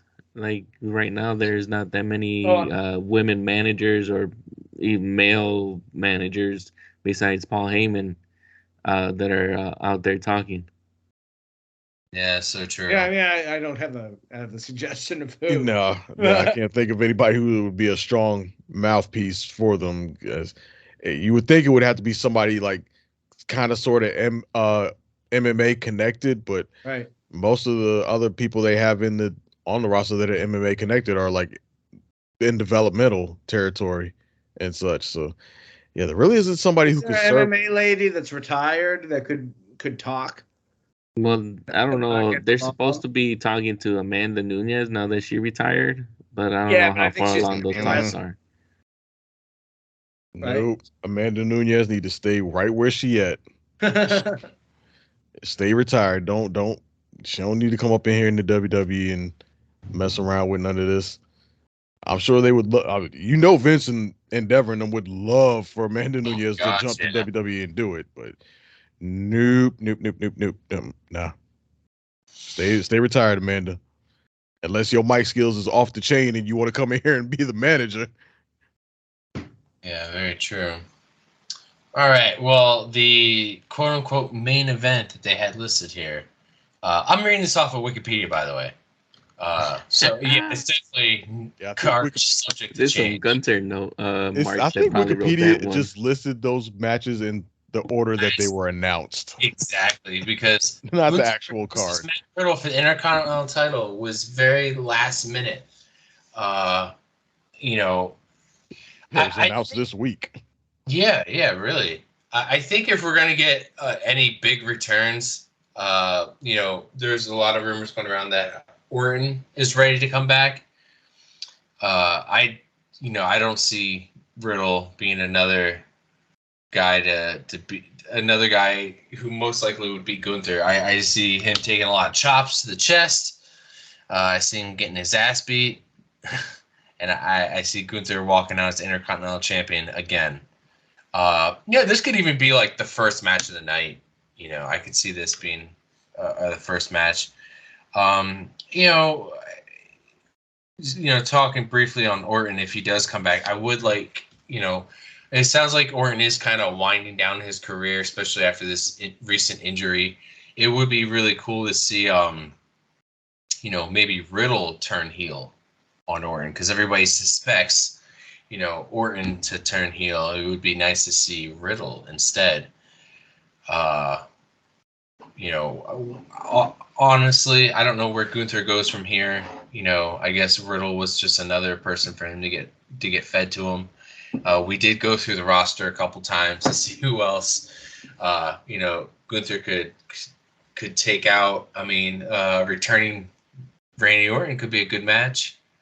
But as far as I'm concerned, Gunther's going to walk out Intercontinental Champion. The reign is going to continue. Dre. Yeah. Has Gunther broken Honky Tonk Man's record yet?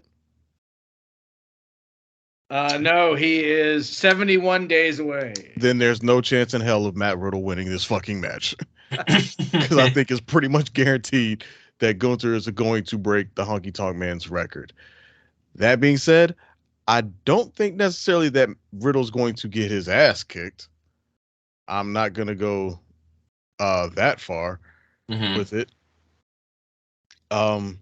Because I did not know this until literally just like today or yesterday, but Riddle and Gunther have some history with each other outside of WWE. They've actually wrestled quite a number of times, and I'm trying to find the name of the promotion now. I think it's maybe some New York-based promotion, Progress something.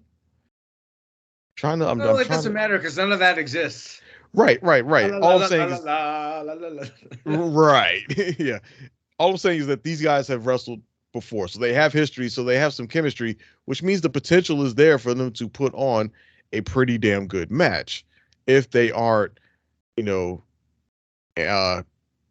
tied, if their hands aren't tied by WWE in terms of, how much time they're given to work in this match, which I imagine they probably will be limited to a certain extent. I don't think they're going to get like a 30 minutes to work, but if they're given a good solid, 15 10 to 15 minutes, or at least more towards 15, I think they can put on a really good match because they got history, they have familiarity.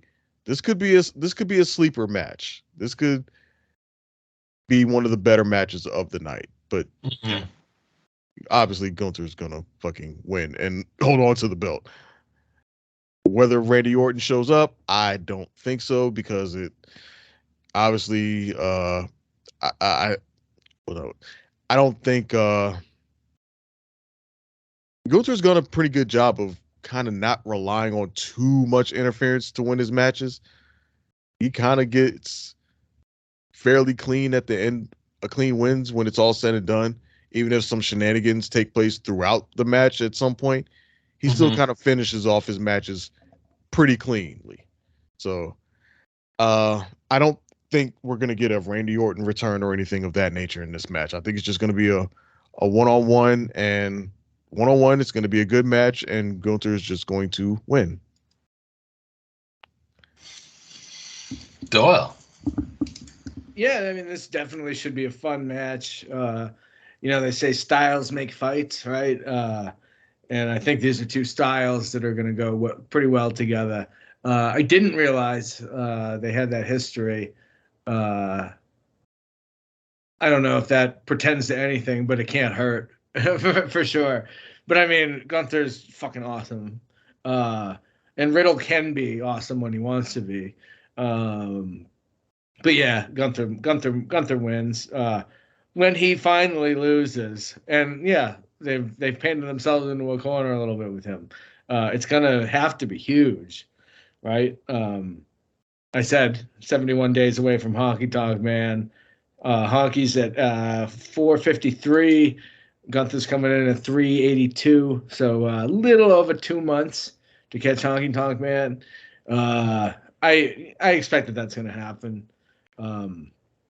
But they're running out of people, which is why I think a cash-in could work. Because it's going to take some fucking Herculean effort to beat him at this point. So yeah, I think Gunther wins. I really liked Riddle before his suspension, but since he's come back, I just kind of haven't been into him. I think he's kind of annoying. I think he's a little too close to naked for my tastes. Somebody just said a heel turn out of him.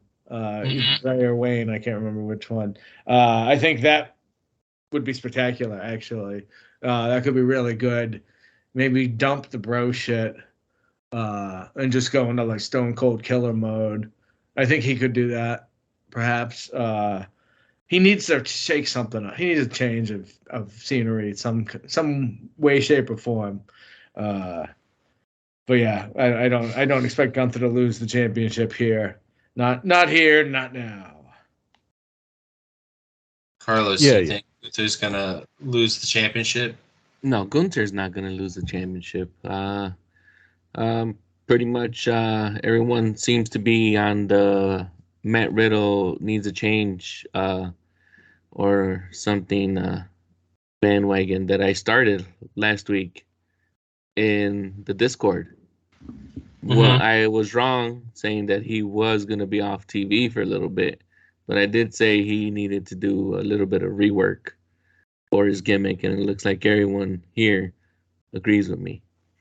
So, could it be that maybe we do get a cameo or a little bit of interference from Randy on the show? Possibly. And I'm not sure. I thought I read somewhere a headline that said that he had just had his surgery, if not last week, a couple weeks ago. And they're just seeing how it goes. So I don't think he'll come out and do anything physically. Maybe he'll record something and they'll play it on the Titantron, or something along those lines where it's like he doesn't have to be there, but the ghost of Randy has to be there to throw Riddle off or kind of get him excited, and then that's when Gunther or maybe who's with them right now, Kaiser, Ludwig causes some type of interference, and then that's what that little bit of a distraction, just like I said earlier, causes Riddle to slip up, and that's how Gunther takes advantage. Yeah. I kept looking it up, and they have history going back to like I said before, a promotion called Progress Wrestling, which apparently is a independent wrestling promotion in Great Britain, over in the UK. So they have history going back there, and apparently they wrestled or had a feud over the Progress Wrestling Atlas Championship, which I believe is apparently their mid-card title. I guess their equivalent of a U.S. title or Intercontinental Championship. But yeah, so they wrestled a few times over there. You're thinking of Walter. Yeah. Totally different guy. Right. Well, that's Gunther's long lost twin. Set fella. Yeah, his totally Elias. Different guy. Gosh. Holy crap. Well, this card, I don't know. I'm pretty excited. The 2 Money in the Bank matches. I'm excited to see a really good match between Seth Rollins and Finn Balor. I'm excited to see the outcome of the Civil War. What was it, 7, 8 matches? How many was it? 7. He might get one on Friday. Yeah. We should. Now that on the subject of that, we should probably make the prediction on that, because it's not part of the pay-per-view, but this SmackDown Friday is taking place from the UK, and it has a pretty big match that, for my money, should probably replace the damn tag team match on the show if they really wanted to, make this a fully maxed out card. And we got Asuka taking on Yo Girl, Wayne. Charlotte. You know what? That might be the last match they add to the card. What if they make it a triple threat because Bianca gets involved and doesn't let that match happen? They've said it for weeks now. That match is happening on SmackDown. No, it could still happen on but SmackDown. Bianca's going to interfere in it, and they're going to have a triple threat on the main. Yeah, because Bianca's tired of waiting and getting set aside for Charlotte, so she goes in there. They still have the match technically, but it doesn't have to be completed. I don't think they're going to do that. I don't think they're going to pump fake on that show because, like I said, the show's taking place in the UK, so they still got to put on a good show. I don't see them, and they still got the crowd there for that night. I don't see them having that match, pump faking it, and then pushing it into the next night on the pay-per-view. Card is subject to change, sir. It's just so yes, on the ticket I know that's a thing, but I think Bianca's going to play a role in the match one way or the another. I take it back. Honestly, I don't think Bianca's going to interfere in the match. I think it's just going to be on one-on-one match, and I'm going to predict that. Well, I'm rooting for Asuka hard. Yeah. And I think for my money, I think Asuka should win the match as well. And then I think going into SummerSlam, we should get a triple threat match between Charlotte, Bianca, and Asuka. That's what I think should happen. So, because I don't think it does. I don't think they're gonna shit on Asuka like that again by having her win the title and then immediately drop it again shortly thereafter, like they did her first title run. I don't think they're gonna do that. I don't think Charlotte is back as to be a transitional champion to put the title back on Bianca again after she just lost it. So I don't think that's gonna happen. I hope they don't I don't think they brought Charlotte back just to immediately make her a champion again like they did earlier this year when she snatched the belt off Ronda just to be the transitional champion to get it on the Rhea Ripley at WrestleMania.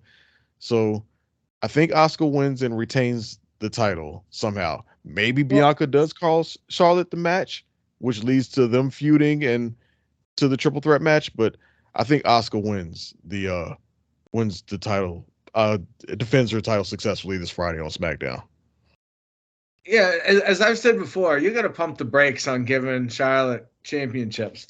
Otherwise, she's going to end up with 47, right? It's just going to be some ridiculous number, which means that eventually they're going to have to give somebody else 48, Like, so yeah, they're gonna pump the brakes on Charlotte a little bit. She can't win every match.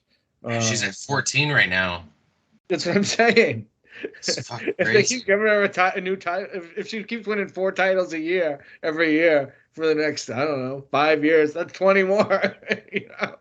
Yeah, and she's still Mhm. got a lot of time left in her career, so Yeah, that's what I'm Yeah. saying. holy shit. Like, Yeah, Rick did say he wanted her to pass his 16 times, so yeah, I but like, don't, I Nobody don't give a think he fuck what wanted Rick him to want. lap her, but yeah, but like, she's gonna have 28 or something. Like, it's gonna yeah, be no, ridiculous. Yeah.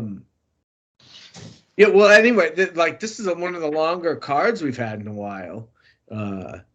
That's true. A lot of them, I feel like the last couple have been 5, 6 matches. You know, what have we got? 7, maybe 8.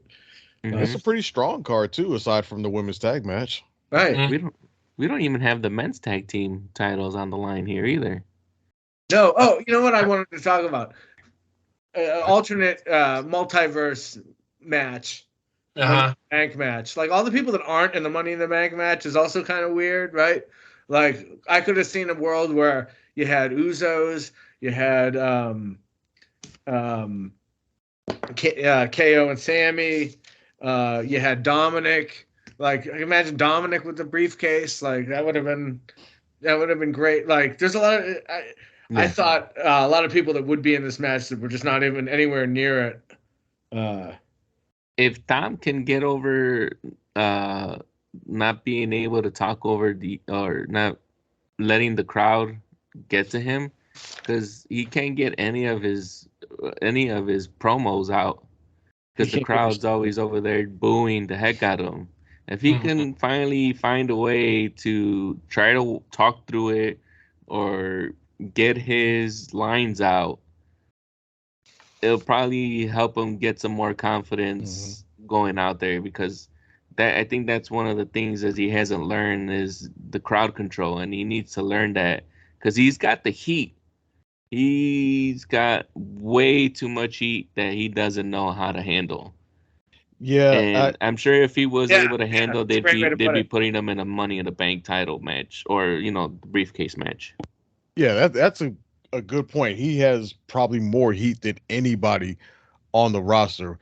At the same time, I also think crowds need to calm the fuck down because at this point, it's almost become like the heat that he has is almost become like a game with the audience now.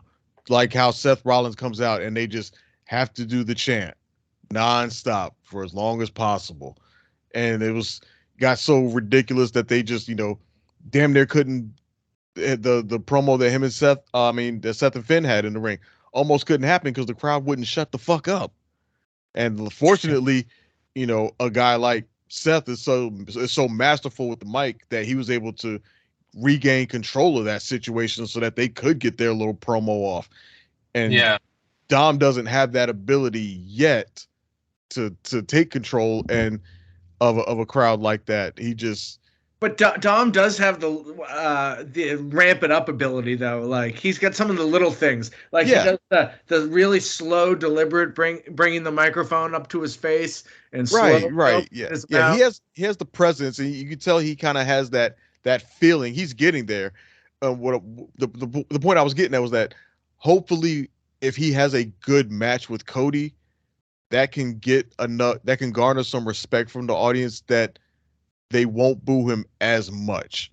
They'll still boo him, but at least they'll kind of maybe shut the hell up a little bit and let him actually talk on the mic. Because at this point, I don't even know if they're even giving him anything to actually say on the mic. They're just like, I just act like you about to say something. They're just gonna boo the living shit out of you. Then one of y'all take over. Like he might not even be going out there with any kind of real script to actually work with because the crowd is so invested in just booing the living shit out of him. Like I said, it's almost like a game to them now to like, let's actually try to prevent him from talking. So he's got to do something to break through that. And I don't know if he's going to be able to do it on the mic. So if he can't do it on the mic, he's got to do it in the ring. Right. So hopefully this match with Cody can be that to sort of kind of break the ice with the audience to where they can actually let him talk. Because again, like I said, These crowds kind of be getting a little bit out of hand recently. He calm the needs fuck to down. wrestle more on TV too. He just needs to wrestle more. Period. That too. Yeah. Then he gets put on a match with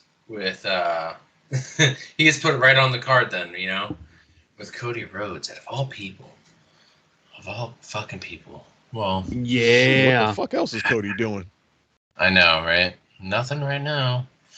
I think after this pay-per-view, we're going to be getting SummerSlam. Well, NXT Great American Bash, and then SummerSlam. Wow, SummerSlam. When NXT gives me something to watch, I'll go ahead and make sure I put that on my calendar. If not, I'm going to go ahead and watch the New Japan G1 tournament. I was tempted to turn on to NXT when Seth Rollins was on the other week, but then I was like, well, they ain't going to let Seth Rollins lose his fucking title against Braun Breaker. Exactly. Also, I went through such an argument with people over that match. Not in terms of who would win back and forth, but why they put it on NXT. right?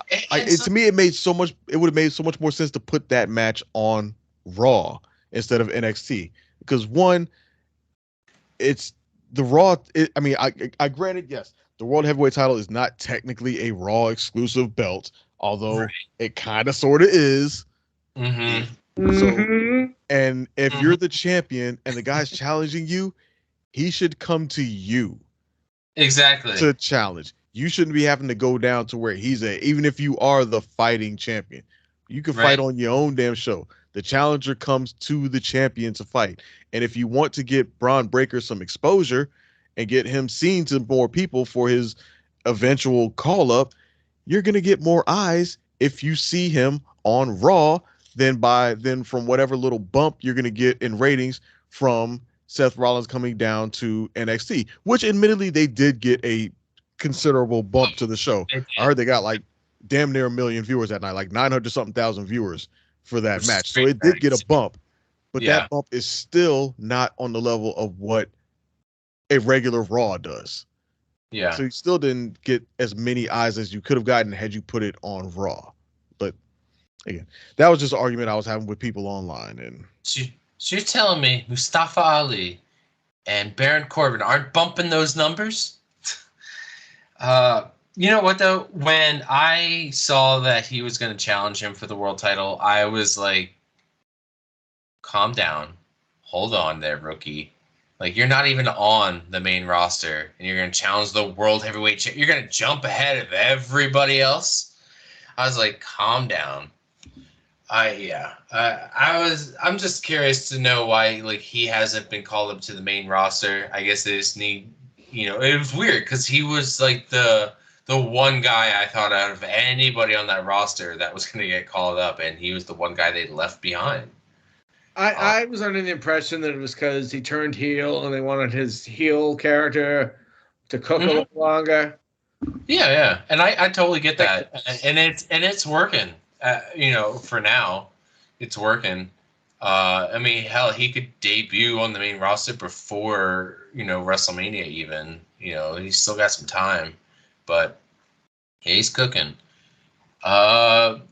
Doyle, you recently we posted our first blog on our website.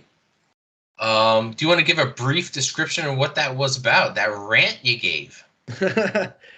Well, I kind of got into it a little bit earlier, but Roman Reigns hasn't defended the what are we calling it now? The undisputed, yeah. undisputed WWE Universal Championship. Is that right? Dominated himself. They need to. If he doesn't defend it again until SummerSlam, he hasn't defended it since WrestleMania. It's 125 days. 4 months, and it's just silly to have the, most important prize in professional wrestling never defended. It accounts for 12% almost of his total reign, and he's never defending this belt. It just makes it look a little less impressive, I think. And this bloodline thing, how long did we spend speculating on what the next chapter is going to be? It's one of the greatest stories they've ever told. But how much better could it be if the centerpiece of it, and what the whole fucking sport, quote unquote, is supposed to be about, is this world championship? How much better it would be if we saw it defended a little more often. Mm-hmm. Yeah, and if anybody else, one of our listeners, want to put something on the blog, just reach out to me. Let me know. I'll post it. You know, you got a rant you want to talk about? You don't want to do it on the Discord? You want to put it right on the website? Let me know. You know, it's nice that you can give us a rating on there, a review. It's nice that all the episodes are on our website. Every episode. You know, you can subscribe. We even have a donation spot. Ooh, very fancy. At the very bottom of our website, you can reach, there's my Twitter and my email, but also a link to our Discord. So you can get in on all the conversations. You know, I'm pretty sure every night that there's wrestling, it seems like every night of the week there is wrestling one shape or form, you know, one way, shape, or form.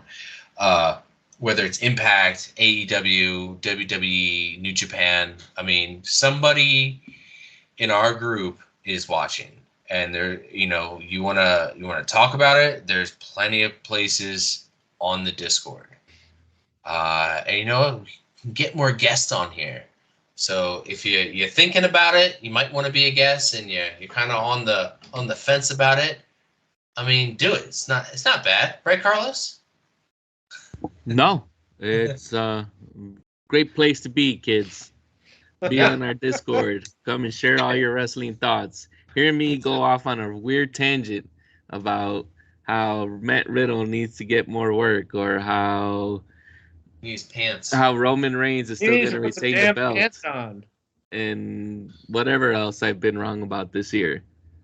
Come out and call me out. I'm willing to walk on a limb and make crazy predictions to make you mad and to bring in the clicks. All right. You know what? Before we go, Carlos, do you have anything you want to plug? Yes, leading into bringing in the clicks, I need you all to come out or log on, and I am going to start my own spin-off, I guess you can call it, podcast / live stream. Like maybe 2 or 3 months ago, my wife, I took her to a live event. We went to go see some indie promotion called Warrior Wrestling, and she had never been to like a small indie one, and it kind of like, I guess, gave her a little spark, and she's like, why don't we come out to these things more often? And I go, well, I've watched WrestleMania and I watch all these other things around here, and then you always end up bailing like halfway through or like into the first 10, 15-minute matches. And then it just, one conversation led to another, and then I'm like, have you even watched the first WrestleMania? And she's like, no. So her and I have decided to take a revisit, which we calling it Revisiting Mania. So we're gonna revisit and rewatch all the WrestleManias leading up to us actually attending WrestleMania 40 this year, to meet all you pop wrestling fans, podcast championship wrestling fans, people in the Discord, whoever's out there when we go out for WrestleMania 40. So we're hoping to live stream and post a podcast. We're shooting for once a week and maybe like an hour or maybe a little bit over, just because I don't want to bore her or get her to feel too strenuous about having to actually break down a Meltzer rating, which we're not going to actually try to do. But yeah, come on out. We're hoping to launch the weekend of July 14th, 15th.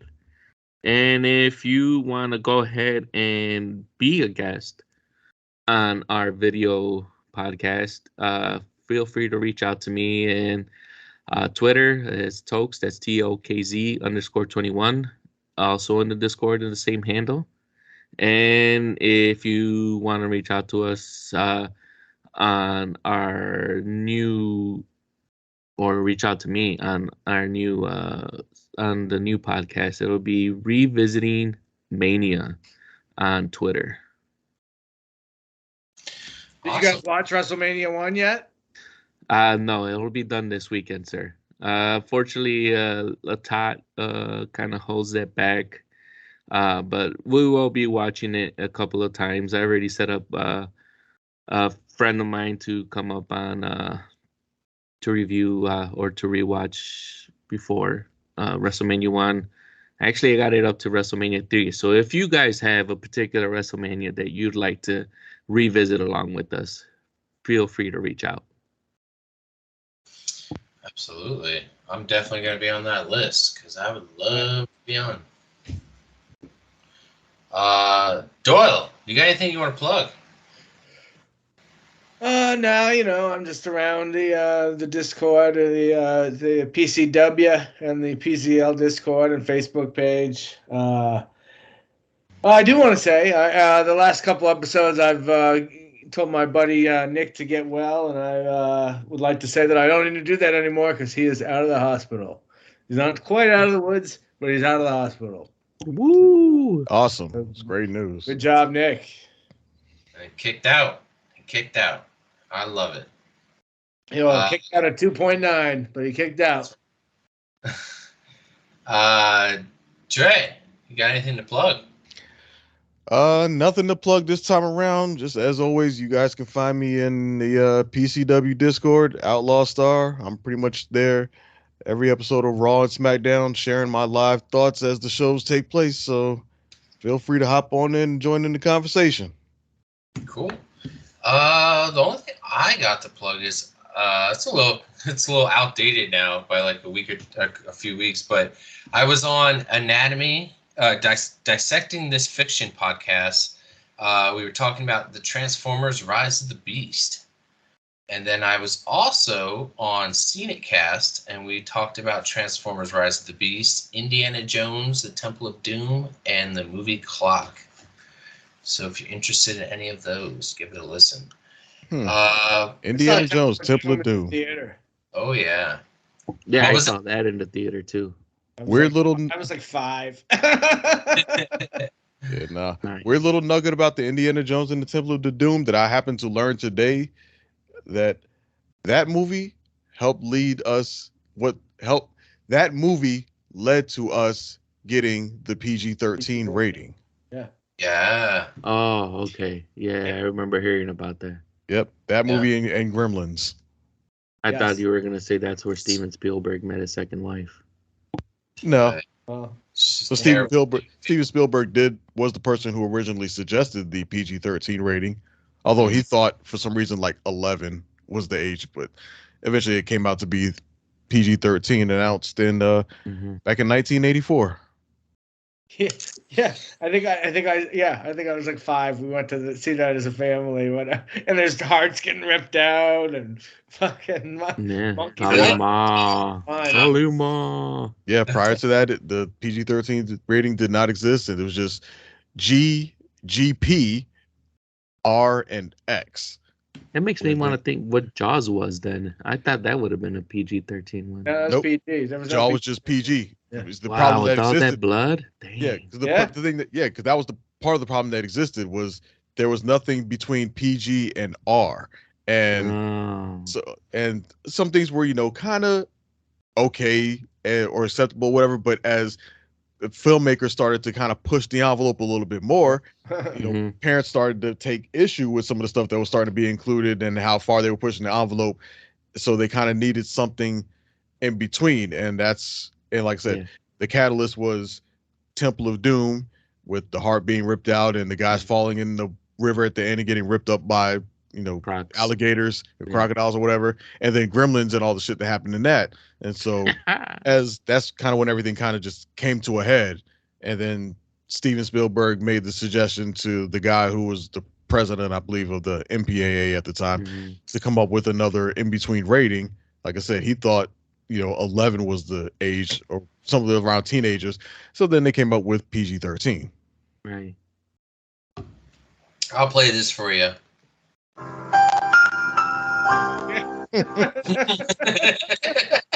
The non-wrestling edition. And this has been MPAA Cast. Mm-hmm.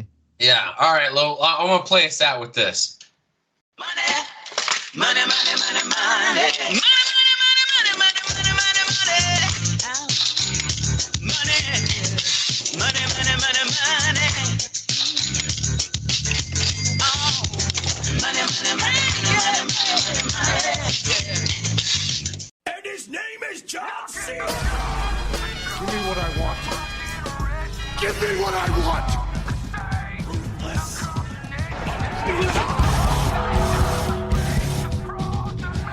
No, it's true. It's damn true. It doesn't matter what your name is.